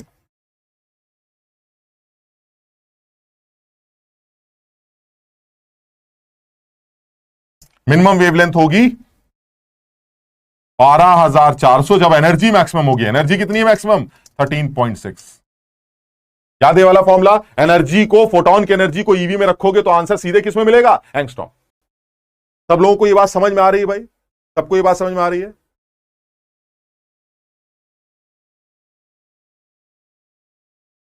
यानी ये कहना चाह रहे हैं कि आप लाइमन सीरीज को थोड़ा सा डिटेल में समझाइए। तो लाइमन सीरीज के बारे में हमें कुछ नहीं करना। लाइमन सीरीज के बारे में अगर मुझे सिर्फ इतना पता चल जाए ना कि चल क्या रहा है, बस खत्म हो गया। इतना चाहिए था मुझे कि लाइमन सीरीज को बिलोंग करने वाले फोटॉन्स का मतलब क्या होता है। लाइमन सीरीज को बिलोंग करने वाले फोटॉन्स का मतलब है N1 तो 1 होना चाहिए, N2 का जो दिल करे रख लो तुम्हारा, ये मतलब। तो फिर minimum energy, minimum wavelength, maximum wavelength, ये सब कैलकुलेट कर सकते। अच्छा, अब ये बात जो मैंने रिडबर्ग वाली की थी वो भी करता हूं। इस सीरीज को बिलोंग करने वाले फोटोन की मिनिमम और मैक्सिमम वेवलेंथ आप रिडबर्ग के टर्म्स में भी निकाल सकते हैं। रिडबर्ग के टर्म्स में भी, यानी रिडबर्ग के टर्म्स में कैसे निकालेंगे, यानी अगर आपको मैक्सिमम वेवलेंथ कैलकुलेट करनी है तो आपका जो ट्रांजिशन होना चाहिए वो मिनिमम ट्रांजिशन होना चाहिए, यानी 1 बाई लैम्डा। समझना जरा, रिडबर्ग वाला formula 1 by lambda is equal to R, hydrogen की बात हो रही है तो 1 का स्क्वायर, 1/N1 तो 1 होगा, और मिनिमम एनर्जी की अगर बात चल रही है तो 1/2 स्क्वायर होगा। ये वो वेवलेंथ है इन टर्म्स ऑफ रिडबर्ग। वैसे तो तुमने वेवलेंथ निकाल ली है, आंसर तो तुमने निकाल लिया है, लेकिन मैंने देखा है कई बार सवाल रिडबर्ग के फॉर्म में पूछता है कि find out lambda in terms of R. तो कम से कम पता तो हो कि आर के टर्म्स में लैम्डा निकालने का तरीका क्या है। तो मैंने ये याद कर रखा है कि 1 by lambda are Z square 1/N1 square minus 1/N2 square से निकाला जाता है। और इस केस में क्योंकि आपने मिनिमम ट्रांजिशन लिया है तो एनर्जी मिनिमम होगी, एनर्जी मिनिमम होगी तो वेवलेंथ मैक्सिमम निकल के आएगी। So this is the wavelength of the photon, जो कि लैम्डा मैक्स है, जो न्यूमेरिकली ये निकल के आनी चाहिए, लेकिन आर के टर्म्स में यहां से निकल के। अब बताओ जरा यहां से लैम्डा कितना आ रहा है भाई, लैम्डा इज इक्वल टू, जरा माइनस करो, 3r/4, तो लैम्डा इज इक्वल टू 4/3। ये आपका wavelength, this is in terms of R. ठीक, अगर यही कहता है कि नहीं मुझे मिनिमम वेवलेंथ बताइए इन टर्म्स ऑफ आर, तो वो भी निकाल चुके हो तो मिनिमम वेवलेंथ। ये देखिए आंसर आ चुका है। वो कह रहे नहीं इसके टर्म्स में नहीं, आंसर नहीं चाहिए, आर के टर्म्स में आंसर बताओ। तो आर के टर्म्स में अगर आंसर बताना है तो 1 by lambda is equal to R Z square, 1/N1 तो फिक्स है, लेकिन तब एनर्जी मैक्सिमम चाहिए, एंड 1/∞ का square, and 1/∞ is 0, so ultimately lambda is equal to 1/r। सब लोग इसको समझने की कोशिश करो, बहुत आसान है। मतलब समझ लो इसको, तुम जितना, मतलब अब तुम इसको गंदा करना चाहो तो गंदा कर सकते हो, ये तुम्हारी मर्जी है। इस चैप्टर को भी सड़ाना चाहो सड़ा सकते हो, ये तुम्हारी मर्जी है। लेकिन मैं तो बहुत सिंप्लीफाइड फॉर्म में जानता हूं। इस चैप्टर में जो पढ़ना है, जितना आना चाहिए, वो तुम्हारे सामने बिल्कुल सीधा एकदम। सिर्फ मुझे इतना बता दो सर लाइमन का मतलब क्या होता है, बाकी सब मैं खुद खेल लूंगा, क्योंकि मुझे इससे पहले की सारी कहानी तो पता ही है यार। क्या मिनिमम, क्या मैक्सिमम, क्या एनर्जी, क्या मिनिमम एनर्जी, क्या मैक्सिमम एनर्जी, सब निकाल सकता हूं मैं। आप सिर्फ मुझे ये वाली लाइन लिख के दे दीजिए, बाकी मैं आपको सारे आंसर खुद बता दूं। यानी in terms of R lambda calculate किया जाता। अच्छा, अब एक और काम की बात करते हैं, सोच के जवाब दो। अगर वो पूछता है इस सीरीज को बिलोंग करने वाले लाइन की वेवलेंथ बताइए, लॉन्गेस्ट लाइन की वेवलेंथ बताइए, व्हाट इज द वेवलेंथ, ये इंपॉर्टेंट है, हम इसके बारे में बात कर लेते हैं। मिनिमम एनर्जी निकाल ली, मिनिमम वेवलेंथ निकाल ली, मैक्सिमम वेवलेंथ निकाल ली, कुछ भी निकलवा सकता है, हम आसानी से कैलकुलेट कर लेंगे। ठीक, अगर वो मुझसे कहता है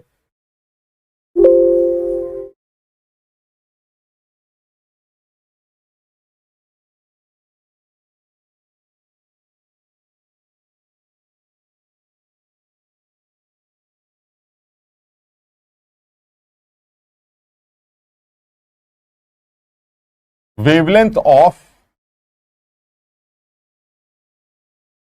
लॉन्गेस्ट लाइन। तुम बताओ लॉन्गेस्ट लाइन की सीरीज वो क्या होनी चाहिए, ट्रांजिशन क्या होनी चाहिए, किसको लॉन्गेस्ट लाइन बोल रहे हैं आप? हाँ, लाइमन इज अल्ट्रा वायलेट, मैं अभी लिख दूंगा इसको।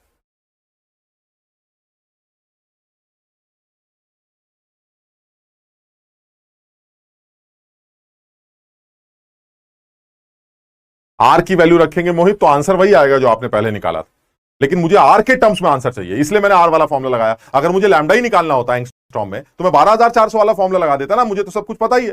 वो तो मैंने किताबों में आंसर देखे हैं, वो कहता है 1/r 4/r 3/9r, answer tick करो। तो अब आर के टर्म्स में भी तो निकालना आना चाहिए ना, इसलिए आर के टर्म्स में भी निकालना सीख।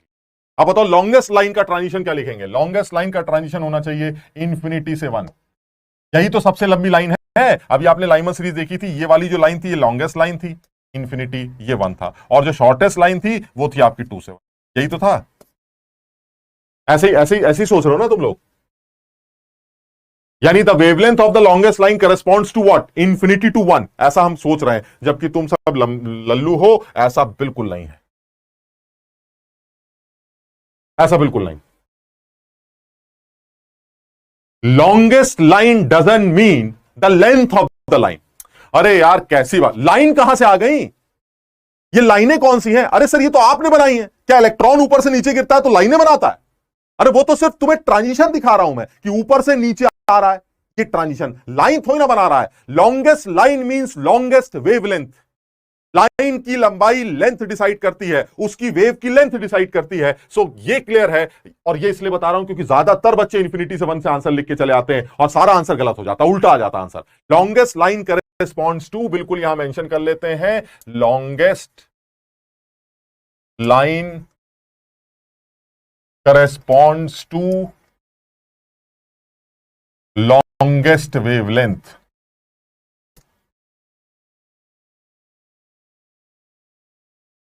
And longest wavelength is minimum energy, and minimum energy is 2 to 1। अभी बात हुई थी लॉन्गेस्ट वेवलेंथ कब निकल के आती? जब एनर्जी मिनिमम होती है। और मिनिमम एनर्जी कौन सी होती है सर? 2 से 1 वाली होती है। यानी लॉन्गेस्ट लाइन का मतलब लाइन की लंबाई नहीं, वेव लेंथ से होता है। और वेव लेंथ लॉन्गेस्ट तब आएगी जब उसकी एनर्जी मिनिमम होगी फोटोन की, और फोटोन की एनर्जी मिनिमम 2 से 1 होती है। Similarly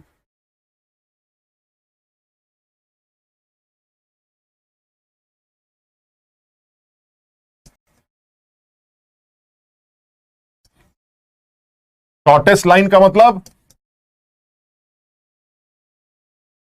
shortest wavelength, and shortest wavelength means maximum energy, and maximum energy corresponds to infinity to 1। यानी ये बिल्कुल फिर से वही वाली बात आ गई कि शॉर्टेस्ट लाइन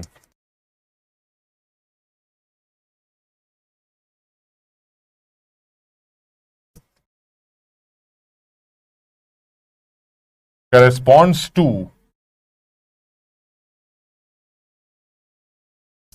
shortest wavelength,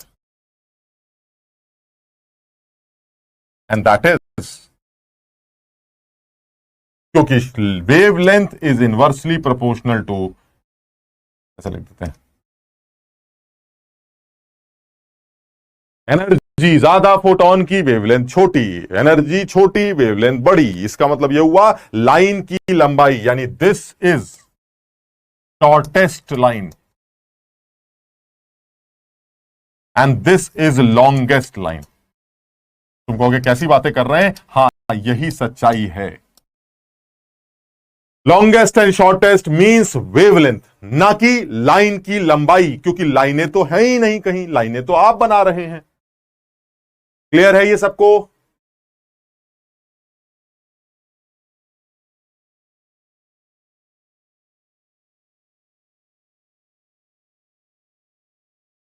हाँ, शॉर्टेस्ट वेवलेंथ होगी। सब लोगों को ये समझ में आया?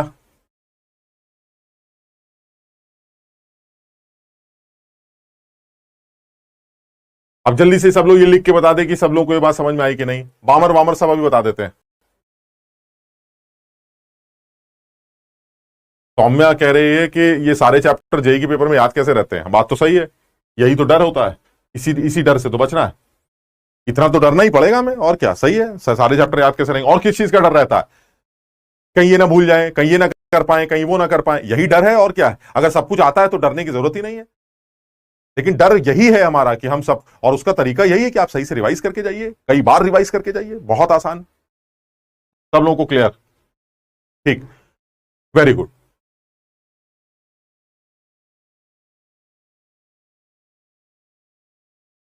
ठीक है। अच्छा, अब ये जो कहानी चल रही है ये लाइमन को, अभी तो ये हम असल में वही बेसिक लेवल पर डिस्कस कर रहे हैं, फिर हम स्पेक्ट्रम को थोड़ा सा डिटेल में समझेंगे। अब तुम फटाफट जरा बामर शामर के आंसर निकाल के दिखा दो मुझे, फटाफट आंसर निकाल लो, अपनी कॉपी पे अभी लिखो इसको बामर, और कम से कम एक दो तो लिख ही डालते हैं।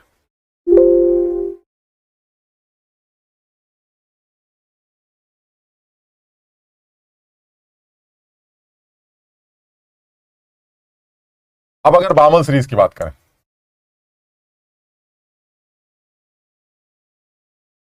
तो क्या होगा बामर सीरीज में? सर बामर सीरीज भी बिल्कुल वैसी होती, कोई ड्रामा नहीं है। बस इतना याद रखिएगा कि बामर सीरीज का मतलब है N1 जो है वो 2 होगा, और जो N2 होगा वो 3 से लेके इंफिनिटी कुछ भी हो सकता है, बस इतना फर्क। यानी कहीं से भी गिरो लेकिन गिरो 2 पर, दैट इज बामर। यानी कहने का मतलब ये हुआ, ये आपका इंफिनिटी लेवल मान लेते हैं, और ये आपका उसके नीचे चल रहा है सब।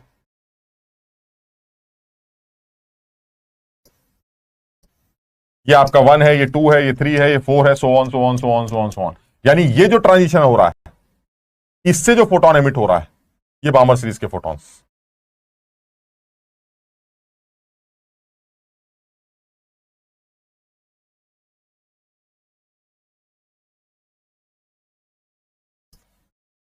यानी कहीं से भी गिरो लेकिन गिरो 2 पर, दैट इज बामर सीरीज। कहीं से भी गिरो लेकिन गिरो 2 पर। अब इसकी फटाफट एनर्जी निकालो, मैक्सिमम मिनिमम, जो जो तुमने लाइमन के लिए किया। अच्छा, यहां पर यह भी मेंशन कर लेना लाइमन सीरीज के लिए कि लाइमन सीरीज को बिलोंग करने वाले फोटॉन्स अल्ट्रा वायलेट रीजन को बिलोंग करते हैं। ये कहीं पीछे मेंशन कर लेते हैं, यहां पर कहीं लिख लेते हैं, photons belong to Lyman series, वो अल्ट्रा वायलेट रीजन को बिलोंग करते हैं, क्योंकि उनकी एनर्जी बहुत ज्यादा होती है, और ज्यादा होगी ना, मैंने बताया था अगर ग्राउंड लेवल को इंक्लूड कर लोगे तो एनर्जी ज्यादा ही आएगी, क्योंकि ग्राउंड लेवल की एनर्जी बहुत माइनस में बहुत कम होती, मतलब सर उसकी न्यूमेरिकल वैल्यू ज्यादा होती। तो जब डिफरेंस लेते हैं तो बड़ा डिफरेंस निकल के आता। इसलिए लाइमन सीरीज को बिलोंग करने वाले जो फोटॉन्स हैं वो अल्ट्रा वायलेट रीजन को बिलोंग करते हैं। ये भी ऑब्जेक्टिव पूछा जाता है, इसको भी याद कर लेना। ठीक, अब बामर की बात करते हैं। इसमें क्या कह रहा है? सर इसमें यही है, N2 2 है, N2 2, और जो 2 है N1 2 है, और N2 3 से लेके इन्फिनिटी कुछ भी हो सकता है। तो इसमें भी वही सब बकवास की जा सकती है सर, मैक्सिमम एनर्जी,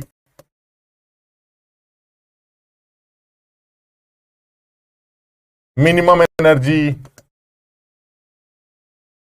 सारे एनर्जी लेवल हमने याद कर रखे हैं। मैक्सिमम वेवलेंथ,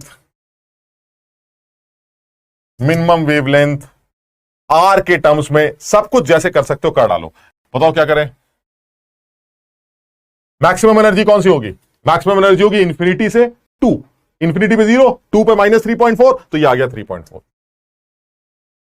और दूसरा वाला 3 से 2, 3 से 2 का गैप कैसे निकालोगे? ये वाला आ गया इंफिनिटी से 2 के करस्पॉन्डिंग, और ये वाला आ जाएगा 3 से 2 के करस्पॉन्डिंग। अब बताओ 3 से 2 का गैप कैसे निकालोगे मिनिमम एनर्जी का फोटोन? 3 की एनर्जी याद कर रखिए -1.51, 2 की एनर्जी -3.4, तो जब दोनों को माइनस करोगे तो ये डिफरेंस निकल आएगा।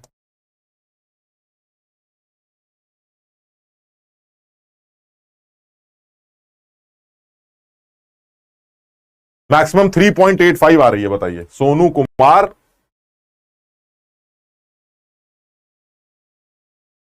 ठीक, मैक्सिमम वेवलेंथ कैसे निकलेगी? Maximum wavelength corresponds to minimum energy, so that means it will be 12400 divided by 1.89। ये आंसर आ गया। दूसरा वाला आंसर आ जाएगा मिनिमम 12400 अपॉन 3.4 एंगस्ट्रॉम। ये आंसर आ गया। ये सारे अब लैम्डा के टर्म्स में अगर निकालना है आपको मिनिमम मैक्सिमम, तो लैम्डा के टर्म्स में निकाल सकते हैं। 1/λ is equal to R Z square, 1/n1 तो फिक्स है 2, और अगर आप मिनिमम वेवलेंथ की बात करते हैं तो मैक्सिमम एनर्जी की बात करेंगे, तो यहां से जो आंसर आएगा वो मिनिमम वेवलेंथ का आ जाएगा, बिकॉज ट्रांजिशन सबसे बड़ा है तो एनर्जी ज्यादा होगी, तो वेवलेंथ छोटी आ जाएगी। यहां से लैम्डा निकाल लेंगे, लैम्डा आ जाएगा 4/r।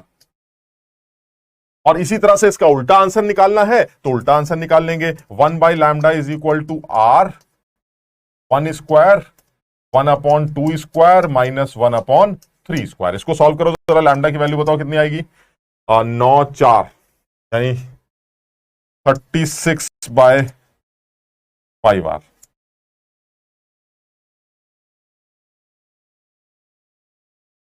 यानी ये जो लैम्डा आ रहा है और ये जो लैम्डा आ रहा है, क्योंकि ये मैक्सिमम एनर्जी के करस्पॉन्डिंग है तो ये मिनिमम लैम्डा आ रहा है, और ये मिनिमम एनर्जी के करस्पॉन्डिंग है तो ये मैक्सिमम लैम्डा आ रहा है। यानी आर के टर्म्स में पूछेगा तो आर के टर्म्स में बता देना, और अगर आंसर पूछेगा तो यहां से तो निकाल ही सकते हो।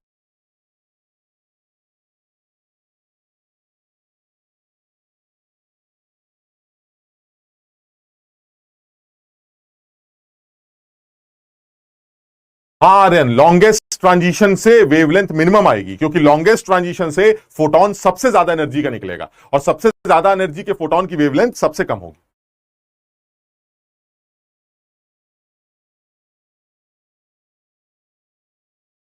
अरे ये तो फोटोन है ना, फोटोन की एनर्जी तो पॉजिटिव होगी।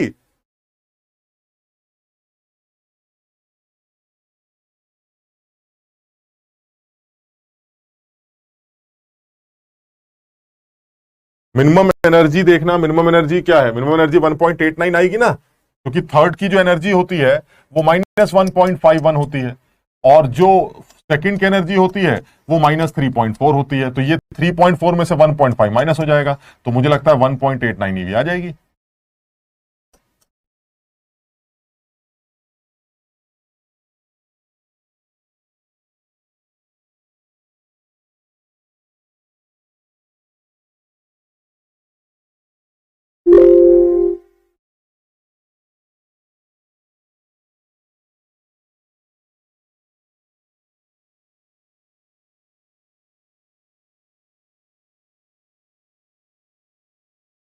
अच्छा, इसी में शॉर्टेस्ट लाइन और लॉन्गेस्ट लाइन बता दो जरा। लॉन्गेस्ट लाइन कौन सी? लॉन्गेस्ट वेवलेंथ, लंबाई नहीं, लॉन्गेस्ट वेवलेंथ। लॉन्गेस्ट वेवलेंथ तब जब शॉर्टेस्ट एनर्जी, और शॉर्टेस्ट एनर्जी तब, और शॉर्टेस्ट लाइन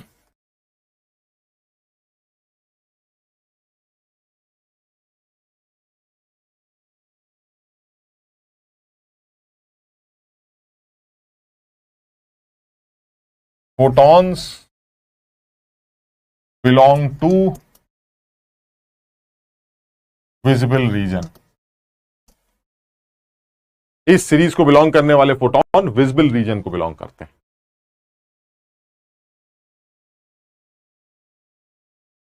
प्रबल कह रहे हैं कि सब एनर्जी लेवल का खेल है। बिल्कुल सब एनर्जी लेवल डायग्राम का खेल है। अब तुम्हें यह भी एहसास हो जाएगा थोड़ी देर में, 2 मिनट में, कि मैंने 7 तक क्यों याद करवाई थी तुम्हें। अभी तुम्हें यह बात का भी एहसास होगा कि मैंने 7 तक एनर्जी लेवल डायग्राम क्यों याद कराया, क्योंकि 7 तक की ही तो सीरीज बनी है, हमें वहीं तक की सीखनी थी। हमने 7 तक याद कर रखा, हमें कहीं कैलकुलेशन ही नहीं करनी पड़ेगी, फटाफट निकल आएगी। अब जरा लाइमन सीरीज के बाद बामर आ गया, बामर के बाद पाश्चन आ जाएगा। अब जल्दी से जरा पाश्चन सीरीज की बात करते हैं, और मैं कुछ नहीं जानता पाश्चन सीरीज के बारे में, सिर्फ इतना लिखूंगा कि N1 तो 3 होगा, लेकिन N2 4 से लेके इंफिनिटी कुछ भी हो सकता है। बस इससे ज्यादा कुछ नहीं लिखूंगा। क्या सब लोग बाकी सारे आंसर्स अपने आप कैलकुलेट कर पाएंगे? ये जितने आंसर है, मिनिमम एनर्जी, मैक्सिमम एनर्जी, सब लोग निकाल लेंगे। यानी पाश्चन सीरीज एक ऐसी सीरीज होगी जिसमें आप गिरेंगे कहीं से भी,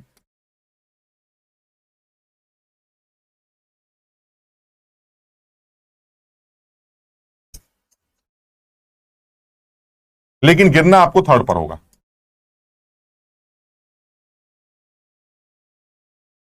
दिस इज पाश्चन। यानी हाइड्रोजन के एमिशन स्पेक्ट्रम में बहुत सारे ट्रांजिशन हो रहे हैं, उन तमाम ट्रांजिशन से वेवलेंथ निकल रही। मैंने उन सारे ट्रांजिशन में से उन ट्रांजिशन को इकट्ठा कर लिया, जो 1 पर हो रहे थे उनको लाइमन सीरीज के फोटोन बोल दिया, जो 2 पर हो रहे थे उसको बामर सीरीज का फोटोन बोल दिया, जो 3 पर हो रहे थे उसको पाश्चन सीरीज का फोटोन बोल दिया, so on so on so on. यहां तक अपने आप लिख लोगे, ठीक है। इसमें सारी एनर्जीज कैलकुलेट कर सकते हैं, सारी एनर्जीज निकाल सकते हैं। बस मुझे एनर्जी बता दो, बस मिनिमम एनर्जी, मैक्सिमम एनर्जी, बस बात खत्म। ई मैक्स बता दो और ई मिन बता दो। E max min maximum energy होगी 1.51 ईवी, और व्हाट इज ई मिन?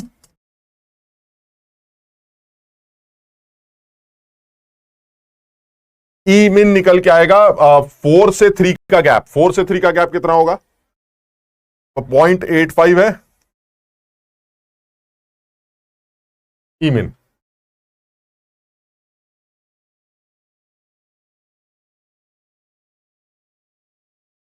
बिल्कुल आसान एकदम।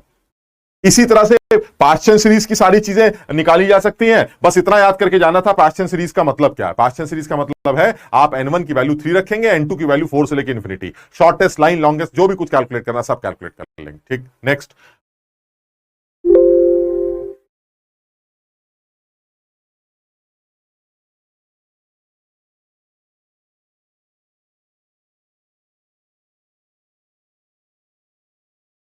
ब्रैकेट सीरीज की बात कर लेते हैं फटाफट, ताकि सीरीज सारे लिख सके हम।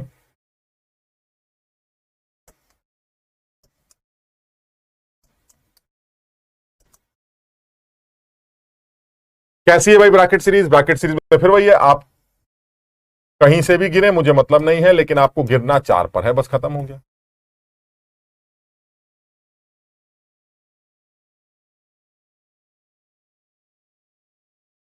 यानी आप कहीं से भी गिरे लेकिन गिरे 4 पर। ये सब ब्रैकेट सीरीज। यानी ब्रैकेट सीरीज के लिए काम की बात क्या है? काम की बात यह है कि सर n1 तो 4 होगा और जो n2 होगा वो 5 से लेके इंफिनिटी कुछ भी हो सकता है, बस खत्म। ये ब्रैकेट सीरीज होगी। जो निकालना निकाल लो। जल्दी से बताओ व्हाट इज ई मैक्स और ई मिन? मिनिमम एनर्जी और मैक्सिमम एनर्जी का फोटोन। मैक्सिमम एनर्जी का फोटोन तो 0.85 होना चाहिए, क्योंकि इंफिनिटी से 4 का गैप 0.85 होता है, और मिनिमम एनर्जी का जो होगा वो 5 से 4 होगा, और 5 और 4 का गैप कितना होता है? 0.85 और 0.544, दोनों को माइनस कर देंगे, कितना आ जाएगा?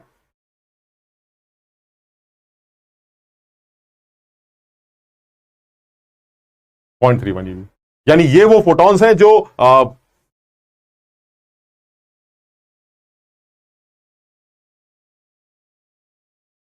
पाश्चन सीरीज जो है वो हमारी इंफ्रारेड रीजन को बिलोंग करती। ये पीछे लिख लेते हैं, पाश्चन सीरीज और उसके आगे की जितनी सीरीज है ये सब इंफ्रारेड रीजन को बिलोंग करती।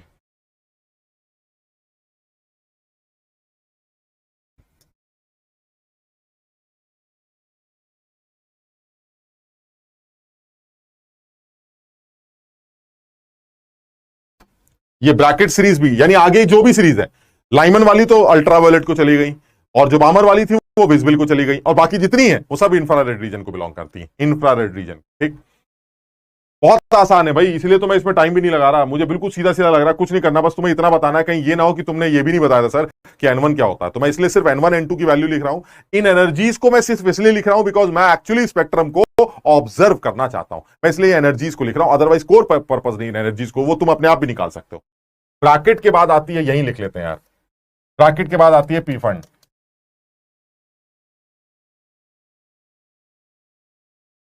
मैं कुछ नहीं लिखना चाहता हूं, सिर्फ इतना बताना चाहता हूं n1 की वैल्यू 5 होगी और n2 की वैल्यू 6 से लेके इंफिनिटी होगी। यह भी इंफ्रारेड रीजन।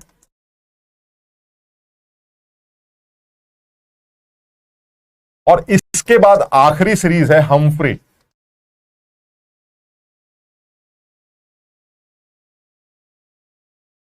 हम्फ्री सीरीज, और इसमें n1 जो है वो 6 होगा और जो n2 होगा वो 7 से इंफिनिटी। अब बताओ तुम्हें क्यों 7 तक याद करवाया था मैंने? क्योंकि तुम सारी सीरीज के बारे में सब कुछ बिना कैलकुलेट करके निकाल सकते हो, इसकी भी मिनिमम, इसकी भी मैक्सिमम, इसकी भी मिनिमम, क्योंकि 7 तक तुमने याद कर रखा है। मिनिमम एनर्जी 7 से 6 होगी, वो तुमने याद कर रखी है। इसकी मिनिमम एनर्जी 6 से 5 होगी, वो भी तुम्हें पता है। इसकी मैक्सिमम एनर्जी इंफिनिटी से 6 होगी, वो भी तुम्हें पता है। यानी यहां तक इसलिए याद करने के लिए कहा गया था जिसमें बहुत आसानी से तुम बिना कैलकुलेशंस के सारे सीरीज के मिनिमम मैक्सिमम एनर्जीज के फोटोन और उनकी वेवलेंथ आसानी से कैलकुलेट कर सको, चाहे वो रिडबर्ग के टर्म्स में पूछी जाए, चाहे वो एग्जैक्ट वैल्यू पूछी। आप ये काम कर सकते हैं।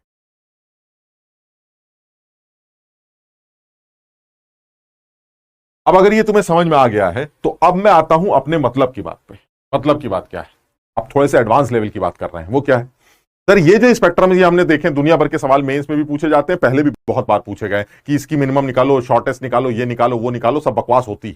काम की बात ये है अब कि इस स्पेक्ट्रम को सर एक बार ना हम, कैसा दिखता है ये तो हमें नहीं पता, लेकिन एक बार हम अपने आप सोच के देखते हैं कि ये स्पेक्ट्रम एक्चुअली बनता कैसे होगा। तो मैंने कहा इसकी जरूरत क्या है ये सब देखने की यार, अब इसमें हो तो गया बेकार में, अब इसको डिटेल में ले जाने की जरूरत क्या है? सर जरूरत है, क्योंकि मैंने इस तरह का एक आध अच्छी किताबों में सवाल देखा है। क्या सर? वो हमसे ये पूछता है कि एक पर्टिकुलर एनर्जी का जो फोटोन है वो किस सीरीज को बिलोंग करता है। उल्टा तुम्हें पता है, उल्टा तुम्हें क्या पता है कि अगर वो सीरीज बता दे तो आप फोटोन की वेवलेंथ निकाल सकते हैं। सीरीज बता दे और वो ट्रांजिशन बता दे तो आप उस फोटोन की वेवलेंथ या एनर्जी कैलकुलेट कर सकते हैं। लेकिन वो कह रहा है मैं आपको सिर्फ इतना बताऊंगा कि इस पूरे उछल कूद में एक फोटोन निकल के आया जिसकी एनर्जी एक्स ईवी है, आप बताइए ये किस सीरीज को बिलोंग करेगा। अब इसमें जो किताबें कहती हैं पहले वो बताता हूं और जो मैं कहता हूं वो बताता हूं। जो किताबें ये कहती हैं वो ये कहती हैं कि अगर आपको फोटोन की एनर्जी दे रखी तो इसका मतलब यह हुआ कि आपके पास दो अननोन, क्योंकि फोटोन ऊपर और नीचे के जंप से निकलेगा। ना आपको ऊपर का लेवल पता है ना आपको नीचे का लेवल पता है, तो that means you have two unknowns, N2 and N1। इन दोनों की एनर्जीज का जो डिफरेंस है वो मैंने सवाल में दे रखा है आपको, that is the energy of photon. अब क्योंकि इसके अंदर दो अननोन्स हैं तो दो अननोन्स को सिर्फ माइनस करके फोटोन की एनर्जी से इक्वेट करके आप सॉल्व नहीं कर सकते, समझो। यानी जो हम समझना चाह रहे हैं, सब लोग अब इस बात पे ध्यान दें, अब जो हम समझना चाह रहे हैं उसमें जो है थोड़ी सी अकल लगा देते हैं। हालांकि हम बात कर चुके बहुत पहले, जब तुम लोगों ने डेमो लेक्चर वगैरह देखे होंगे तो उसमें यह बात की गई थी, लेकिन मैं इसको अब तुम्हें दोबारा समझाने की कोशिश कर रहा हूं। इसको जरा एक बार समझते हैं। अगर सीधी सी बात है, अगर मान लीजिए एक फोटोन N2 से N1 जंप पर निकला,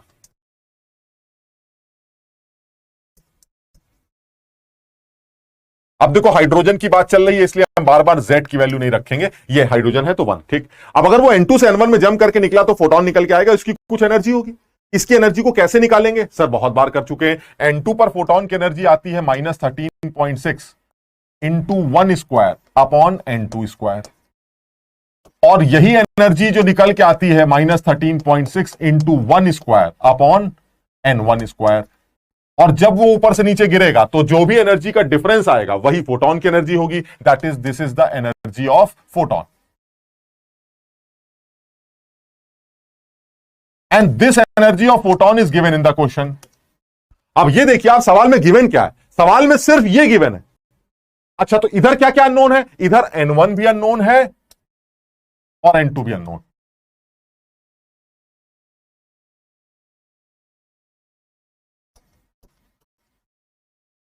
अब दिक्कत है, और अब बुक्स क्या कहती है पहले वो सुनो। बुक्स ये कहती है कि आप हिट एंड ट्रायल मेथड से N1 N2 की वैल्यू निकालिए। हिट एंड ट्रायल मेथड से, हिट एंड ट्रायल मतलब पहले N1 को ये रखेंगे, N2 को ये रखेंगे। जब N1 N2 को रखोगे तो माइनस करके एक वैल्यू आएगी। अगर वो वैल्यू इस गिवन एनर्जी के बराबर आ रही है तो आप उस आंसर को सही कर दीजिएगा। गलत आ रही है तो आप दूसरे N1 N2 रखिएगा, तीसरा N1 N2 रखिएगा। मैंने कहा यार क्या बदतमीजी कर रहे हो, ऐसे तो मैं N1 N2 रखता ही चला जाऊंगा, मैं तो पागल हो जाऊंगा। हिट एंड ट्रायल मेथड का कोई लॉजिक थोड़ी ना होता है कि आप हिट एंड, भाई आप किताबों में इसलिए लिख देते हैं by using hit and trial method we get N1 = 6 and N2 = 4, क्योंकि आपको आंसर पता है ना। हमें क्या पता आपने हिट एंड ट्रायल लगाया कि नहीं लगाया, आपको आंसर पता, आपने 6 और 4 लिख दिया। हमारे एग्जाम में सवाल आएगा, मुझे N1 N2 की सारी वैल्यूज पुट करनी पड़ेंगी। 4 ऑप्शन तो होंगे तुम्हारे इम्तिहान में, उन चारों में अगर आंसर चौथा सही है, सपोज तुम पहले से चालू हुए, पहले N1 रखा N2 रखा, सॉल्व किया, सॉल्व करने के बाद घटाया, घटाने के बाद एनर्जी निकाली, वो एनर्जी फोटोन की एनर्जी के बराबर नहीं आ रही है जो दे रखी है, फिर सर दूसरा ऑप्शन चेक करेंगे, फिर दूसरा ऑप्शन में N1 N2 की वैल्यू रखी, फिर तीसरा ऑप्शन चेक करेंगे। अरे ऐसे तो शाम हो जाएगी, ऐसे तो घंटी बज जाएगी, पेपर ही खत्म हो जाएगा, तुम यही N1 N2 रखते रहे ना, खत्म हो गया, फिर क्या करें? अब इस चीज का एक समाधान जो किताब वाले तो बताते नहीं है, वो तो सिर्फ वही अपना हीरो बनते हैं। हिट एंड ट्रायल मेथड लगाइए, आंसर ले जाइए। उनको आंसर पता है, by using hit and trial answer will be C, by using hit and trial answer will be D. उनको आंसर पता है इसलिए वो लिख देते हैं। हम हिट एंड ट्रायल लगाएंगे तो हमारे बैंड बच जाएगी, N1 N2 की वैल्यू पुट करेंगे, फिर इस एनर्जी को घटाएंगे, घटाने के बाद उसको फोटोन की एनर्जी से इक्वेट करेंगे, मिल गई तो ठीक, नहीं मिली तो दूसरा ऑप्शन। आसान नहीं। पहले ये बताओ सब लोगों को, अक्षय कह रहा है 6 ही तक की सीरीज क्यों है? अरे भाई 12 तक की अगर कोई सीरीज आती है, मान लो उसने पूछा कि भाई मेरे पास एक फोटोन है, उसकी मिनिमम एनर्जी बताइए, और वो फोटोन चिंटू सीरीज को बिलोंग करता है, तो वो चिंटू सीरीज के बारे में आपको ये बताए कि चिंटू का मतलब N1 = 12 होता है। मेरे कहने का मतलब ये हुआ कि हमें 6 तक की सीरीज का, हम्फ्रे सीरीज तक का पता होना चाहिए कि N1 क्या होता है, हमें ये पता होना चाहिए। उसके अलावा अगर कोई सीरीज वो बनाता है कि कोई आर्बिट्री सीरीज है हमारे पास कि भाई चिंटू सीरीज है, राजू जो सीरीज, हमें कोई दिक्कत नहीं, आपको जो सीरीज देनी दे दीजिए, आप N1 बता दीजिएगा, क्योंकि मैंने N1 सिर्फ याद करा है कहां तक, मैंने N1 याद किया है सिर्फ 6 तक। मैंने हमफ्रे सीरीज तक की कहानी याद की है, उसके आगे कोई सीरीज नहीं है। अगर आपको उसके आगे कोई सीरीज बनानी है, आर्बिट्री कोई सीरीज आप नाम देना चाहे दे दीजिए, लेकिन फिर आप ये बता दीजिए कि N1 क्या है, क्योंकि N1 के आते ही आपको मिनिमम मैक्सिमम धमाका धमाका सब निकल आए। बात समझ लो मेरी बात सब लोग।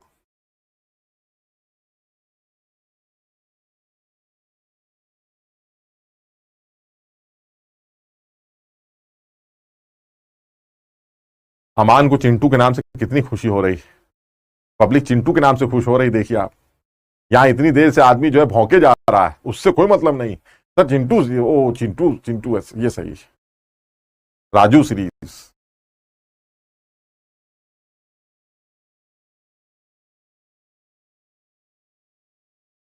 मेंस एग्जाम के लिए आकांक्षा ये सब सफिशिएंट है। मतलब अभी जो हम करने जा रहे हैं वो भी मेंस एग्जाम में ही पूछा जा सकता है, वो एडवांस में भी पूछा जा सकता है, वो मेंस में भी पूछा जा सकता है। क्योंकि मैं जो करने जा रहा हूं, मैं कुछ मुश्किल नहीं करने जा रहा हूं। मैं तो सिर्फ एक रिसर्च है जो हम लोगों ने की है, या जो सोचा है मैंने, वो सिर्फ तुम्हें बताना चाह रहा हूं, ताकि तुम्हारी इस तरह के सवालों की अदरवाइज तुम्हें नहीं लगता ये सवाल इजी है कि एक फोटोन निकल के आ रहा है, उसकी एनर्जी दे दी, बताइए ट्रांजिशन कौन सा है, आपने हेड एंड ट्रायल लगा के N1 N2 निकाल लिया। इसी को तो सॉल्व करके निकालना है, N1 N2 रखते जाइए, तो सवाल तो आसान हो गया ना। लेकिन एक्चुअली जो इसका सोच है वो थोड़ी सी डिफिकल्ट है। तो वो सोच क्लियर हो जाएगी तो आपको इस तरह के सवाल करना आसान हो जाए, ये कह रहा हूं। टाइम नहीं हुआ तुम्हारा, टाइम हो गया तो निकल लो, जिस जिसका टाइम हो गया वो निकल सकते हैं भाई, ठीक है।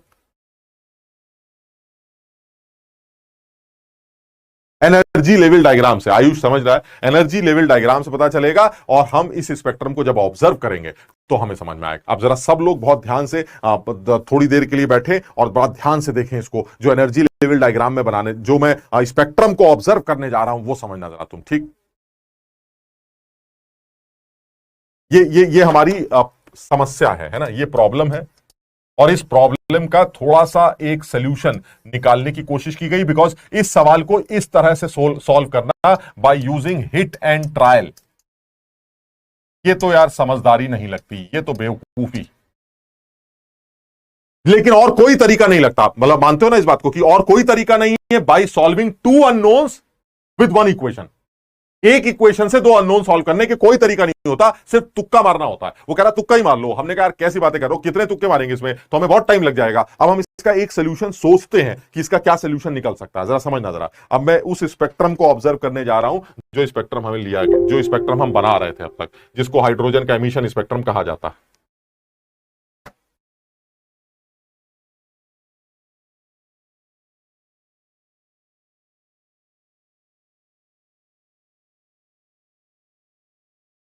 इधर मैं इस स्पेक्ट्रम को बना रहा हूं, जो फोटोग्राफिक प्लेट है उस पर फोटॉन्स कैसे छपे होंगे वो दिखाते हैं।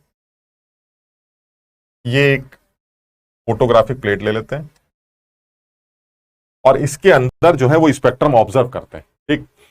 अब तुम ये बताओ, लाइमन सीरीज का अगर कोई फोटोन होता तो उसकी मिनिमम एनर्जी क्या होती? सर वो आपने निकलवाई थी अभी 3.4 होती, नहीं कितनी होती, 10.2 होती। उसकी मैक्सिमम एनर्जी कितनी होती? तो 13.6 होती, ठीक है ना।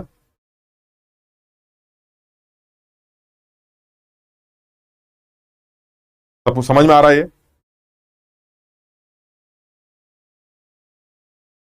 ठीक है ये, ठीक। यानी लाइमन सीरीज को बिलोंग अगर आप करते हैं, तो लाइमन सीरीज को बिलोंग करने वाले जो फोटॉन्स हैं वो मिनिमम एनर्जी तो 10.2 शो करते और मैक्सिमम एनर्जी 13.6 शो करते, ठीक। मैं उस लाइमन सीरीज के फोटॉन्स को अगर वो छपेंगे तो कैसे दिखेंगे वो लिख रहा हूं। ये जो फोटॉन्स हैं, इनमें जो मैक्सिमम एनर्जी है वो 13.6 है, और जो मिनिमम एनर्जी है वो 10.2 ईवी।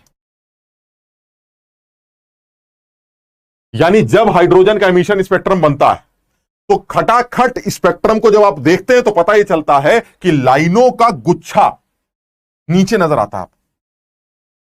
और ये जो गुच्छा है ये लाइमन सीरीज का गुच्छा है, और इस सीरीज को बिलोंग करने वाले जितने भी फोटॉन्स हैं उनकी एनर्जी 10.2 से 13.6 ईवी के बीच में होगी। यानी जो बात याद करी है वो मैंने क्या की है कि लाइमन सीरीज फोटॉन्स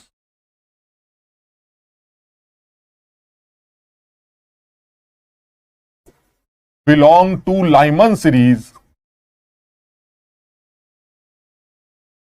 उनकी एनर्जी कहां से लेके कहां तक वेरी करेगी? 10.2 से 13.6 ईवी। समझो बात। इसका तो यह मतलब हो गया कि सर अगर आपने यह सवाल दे दिया कि एक फोटोन है जिसकी एनर्जी 12.3 ईवी, बताइए वो किस ट्रांजिशन से निकला, तो सर N1 और N2 दो अननोन है ही नहीं, क्योंकि अगर वो 12.2 है तो इसका मतलब वो 10.2 और 13.6 के बीच में आएगा, और इनके बीच में रहने वाला फोटोन पक्का किस सीरीज को बिलोंग करता है? लाइमन सीरीज को। और लाइमन सीरीज के लिए N1 वैल्यू क्या होती है? सर N1 वैल्यू तो 1 होती है। तो क्या अब ये हिट एंड ट्रायल का सवाल बचा? नहीं, चार ऑप्शन में जो ऑप्शन में N1 1 मिले उसे टिक कर दो। समझने की कोशिश करो, ये तुम्हारे मतलब की बात कर रहे हैं।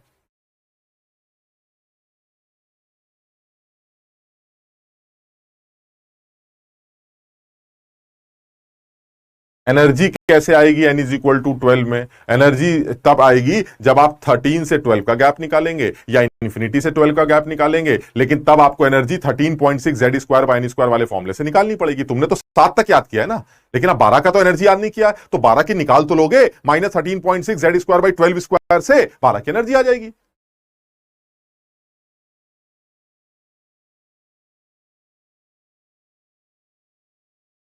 यहां तक समझ में आ रहा है? ठीक। अच्छा, अब थोड़ी सी और बात करते हैं कि 10.2 ईवी से 13.6 ईवी का ये अपना मामला चल रहा है।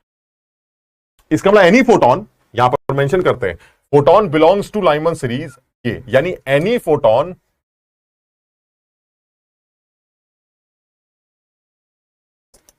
Having energy in between 10.2 to 13.6 eV in hydrogen emission spectrum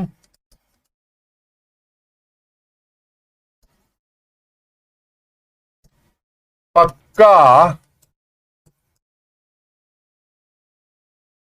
belongs to Lyman series. पक्का, दैट मीन्स N1 तो 1 होगा।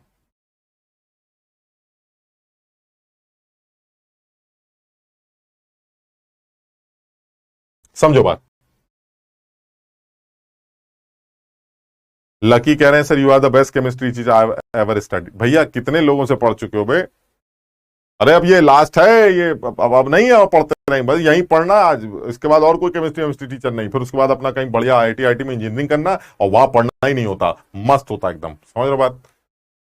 तो ठीक, इसका मतलब ये हुआ कि अब अगर मान लीजिए हमसे कहता है कि भाई 12 ईवी का एक फोटोन है, अब आदमी लगा पड़ा N1 N2, अरे लल्लू हो 12 ईवी का है तो लाइमन हो गया, लाइमन हो गया तो N1 1 हो गया, चार ऑप्शन में एक N1 उठा, खड़ा खत्म हो गया। समझे बात को इसको? ठीक। अच्छा, अब लेकिन ये तब जब आप एमिशन स्पेक्ट्रम को ऑब्जर्व करें। अच्छा, अब हम बामर की बात करते हैं। मैंने सारी एनर्जी इसलिए नोट करवा दी तुम्हें, बामर का बात करो तो। बामर सीरीज को बिलोंग करने वाला जो फोटोन होगा उसके बारे में बात करते हैं। बामर सीरीज को बिलोंग करने वाले फोटोन की मिनिमम मैक्सिमम एनर्जी क्या है, जरा बताओ, जरा तुमने लिखी है मिनिमम एनर्जी। हिमांशु कह रहा है कैसे पता चला? भाई मुझे ऐसे पता चला कि नहीं, अभी कुछ नहीं पता चला, मैं ये कह रहा हूं कि अगर कोई फोटोन, तुम बात तो समझो, अभी तो ना कुछ पता चला, मैं तो ये लिख रहा हूं कि अगर कोई फोटोन जिसकी एनर्जी 10.2 से 13.6 के बीच में है तो पक्का वो बिलोंग करेगा लाइमन सीरीज को, क्योंकि लाइमन सीरीज के फोटॉन्स की मिनिमम और मैक्सिमम एनर्जी तो तुमने लिख रखी है ना, तो जो भी कुछ होगा इसके बीच में ही होगा, तो यानी जो भी एनर्जी इसके बीच में आ रही है वो लाइमन की होगी, और लाइमन की होगी तो N1, लाइमन का N1 क्या होता है? 1, यानी N1 पता चल गया, चार ऑप्शन में N1 1 होगा, उसे टिक कर देना। मेरी कहने का मतलब कम से कम एक अननोन तो खत्म हो गया, हिट एंड ट्रायल का झंझट तो खत्म हो गया, कोई हिट एंड ट्रायल नहीं है सर, सीधे निकल के आए। समझ लो बात को? अच्छा, अब दूसरी बात करते हैं। मान लीजिए कोई आदमी बामर का होता, नहीं होता नहीं, छोड़ो, बामर को बिलोंग करने वाले का सीन क्या होता, अब ये करते हैं। बामर को बिलोंग करने वाले का सीन ये होता कि भैया उसमें जो है, जो मिनिमम एनर्जी साहब की होगी वो ये होगी, और जो मैक्सिमम एनर्जी होगी वो ये होगी। सर ये कौन कौन सी लाइनें आपने खींच दी हैं, जरा देखना अब तुम। ये है हमारी minimum energy, sorry maximum energy, it should be 3.4 EV and this will be 1.51 EV. यार एक बार चेक कर लेना सही कर रहे हैं कि नहीं कर रहे हैं। बामर को बिलोंग करने वाले की मिनिमम एनर्जी क्या होगी? 3 से 2 का गैप, 3 से 2 का गैप 1.51 आएगा। ठीक, ओहो 3 से 2 का गैप 1.51 नहीं आएगा, 3 से 2 का गैप आएगा 1.89।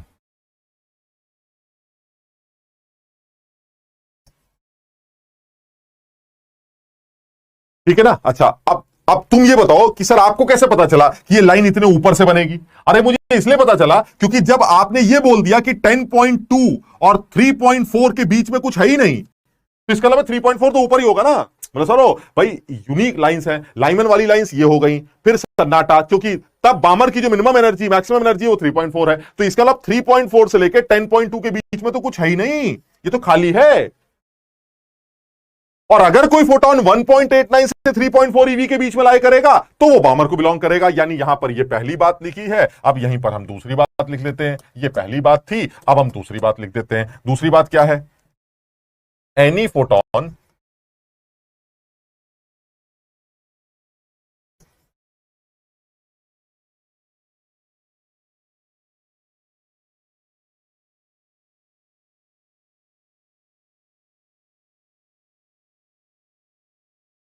having energy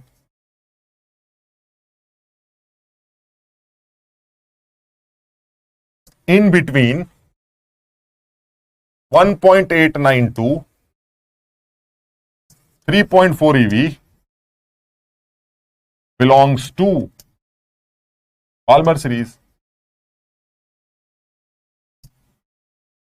यानी अगर ऐसा है तो पक्का N12 होगा।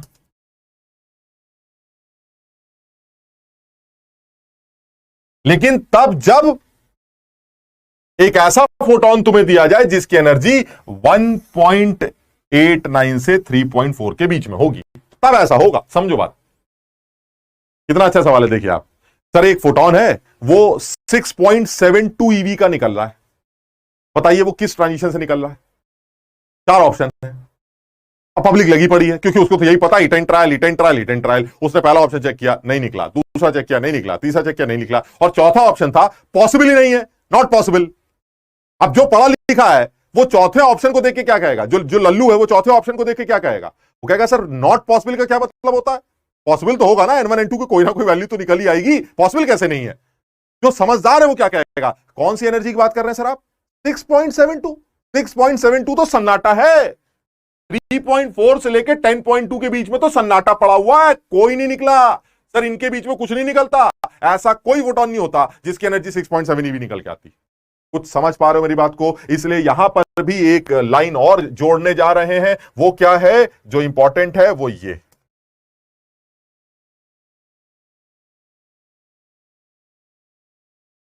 There won't be any photon emitted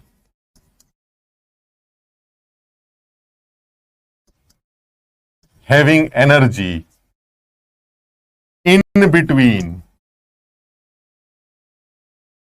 3.4 to 10.2 eV, because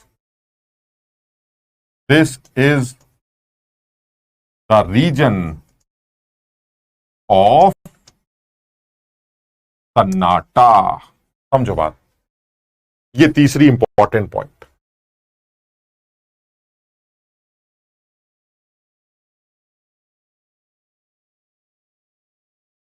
सब लोग इसको समझने की कोशिश करें। देखो ऐसा है यार, लाइमन, बामर, पास्चन, फास्टन तो सारी दुनिया पढ़ती है, लेकिन इसको इंटरप्रेट कैसे करते हैं? इसका मतलब क्या होता है? हमें कौन से डायग्राम बना के देगा? हमें कौन से डायग्राम बनाने? भाई साहब लाइमन का डायग्राम बनाओ, ऐसे सवाल देगा यार। सवाल करने का तरीका होना चाहिए और एक सोच होनी चाहिए। वो सोच तुम्हारे अंदर तो इसलिए नहीं आ पाएगी क्योंकि तुमने मेहनत नहीं की है, इस चीज पर रिसर्च नहीं की, तुम्हें जरूरत ही नहीं है। लेकिन हमने की है, हमारी इस चीज को तुम बस याद कर लो तो तुम्हारा काम चल जाएगा। बस हमने इसमें बहुत मेहनत की है, हमें कहीं ना कहीं से हमें बड़ा हर बार ये लगता था ये चक्कर क्या है यार, ये hit and trial, hit and trial, कोई तो लॉजिक होता होगा। जब उस स्पेक्ट्रम को कायदे से समझा तो समझ में आया हिट एंड ट्रायल का तो नंबर ही नहीं लगता। मैं तो ओरली बता सकता हूं आप कौन से फोटोन है, आप लाइमन के कि बामर के कि पास्चन के, मैं बता दूंगा आपको, मुझे टाइम थोड़ा लगता क्योंकि मैंने उस स्पेक्ट्रम को ऑब्जर्व कर रखा, मैंने कुछ चीजें याद कर रखी। मैंने याद कर रखा कि अगर आप जो है 10.2 से 13.6 के बीच में कोई फोटोन मारेंगे तो वो पक्का आपको कौन सा मिलेगा? लाइमन का मिलेगा। अगर आप इस बीच के फोटोन की बात करेंगे तो आप बेवकूफ हैं, क्योंकि इस बीच के फोटोन निकलता ही नहीं है। आप हमें क्यों बेवकूफ बना रहे हैं? 6.72 ईवी का फोटोन कहां निकलेगा? चौथा ऑप्शन नॉट पॉसिबल। हम 3 ऑप्शन चेक करने में अपने 15 मिनट बर्बाद नहीं करेंगे, हम सीधे चौथा टिक करेंगे, क्योंकि हम बचे हुए 15 मिनटों में उन सवालों में माथा फोड़ेंगे जिनको लोगों को जो सवाल लोगों के समझ में नहीं आते, हम उसमें माथा फोड़ेंगे। हो सकता है उनमें से 1-2 सवाल हमारे निकल आए और हम खेल खत्म, मस्त हो जाएगा। समझ रहे हो ना सब लोग? तो इसको समझने की कोशिश करो। अच्छा, अब जल्दी से अब मैं एक सीरीज और डाल देता हूं इसके अंदर। अब पास्ट चन, ठीक, तुम बताओ पास्ट चन की मिनिमम एनर्जी और मैक्सिमम एनर्जी। मैक्सिमम एनर्जी 1.51, ये 1.51, और जो मिनिमम एनर्जी आई वो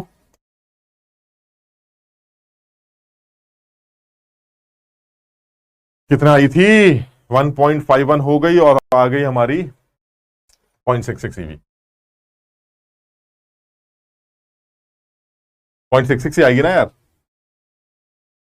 निखिल, ये सब सिंगल इलेक्ट्रॉन सिस्टम हाइड्रोजन के लिए 0.66, ठीक। तो इसका मतलब ये हुआ। अब जरा बताओ इसमें क्या हो रहा है? इसमें फिर वही है, तुम देख रहे हो इस बार भी तुम्हें घनघोर सन्नाटा कहीं नजर आ रहा है।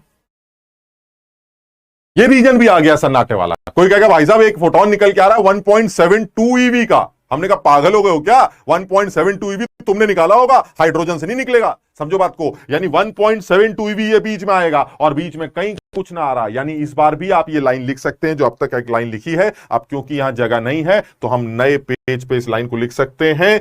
वैसे तुम चाहो तो इसको यहीं मेंशन कर लेंगे। नेक्स्ट पेज पे लिख लेते हैं यार।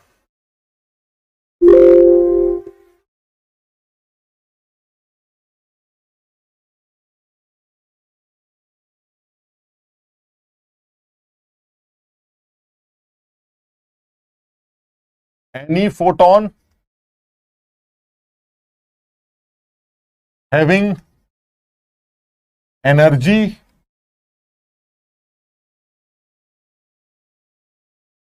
in between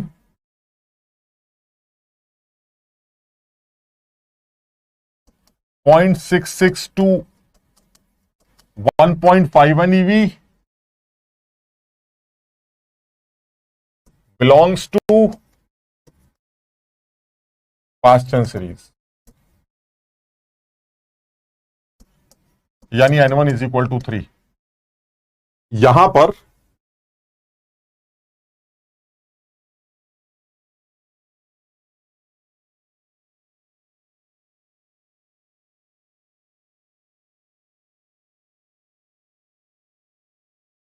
एक बात ऐड कर रहे हैं,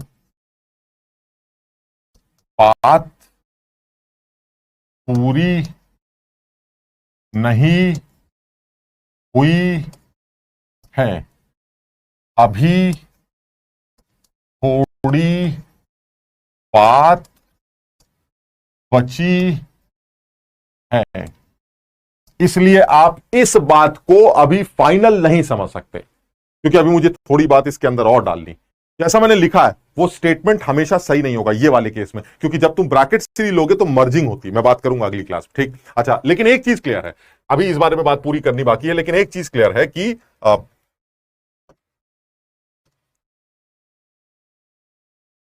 there won't be any photon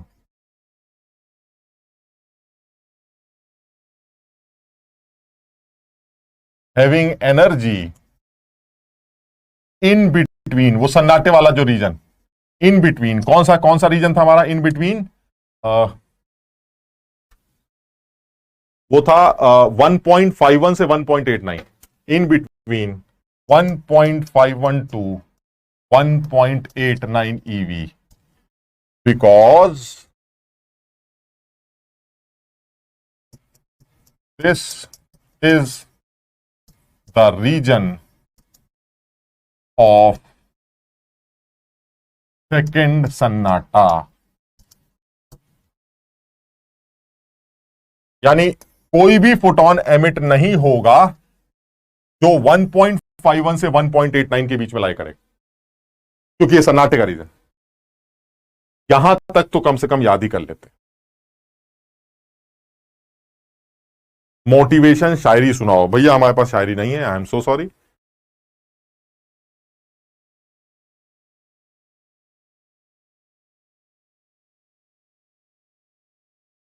नहीं, सारे मिनिमम और मैक्सिमम याद करना हो। बताइए, अभी भी ये हालत है, एनर्जी लेवल डायग्राम याद करने के बाद अभी भी कुछ याद करना है। अरे यार घटा देना, अपने आप मिनिमम मैक्सिमम निकल आएंगे। जब आपको सारे एनर्जी लेवल याद हैं तो आप मिनिमम मैक्सिमम तो वैसे भी निकाल सकते हैं ना, इसमें याद थोड़ा ना करना पड़ता है।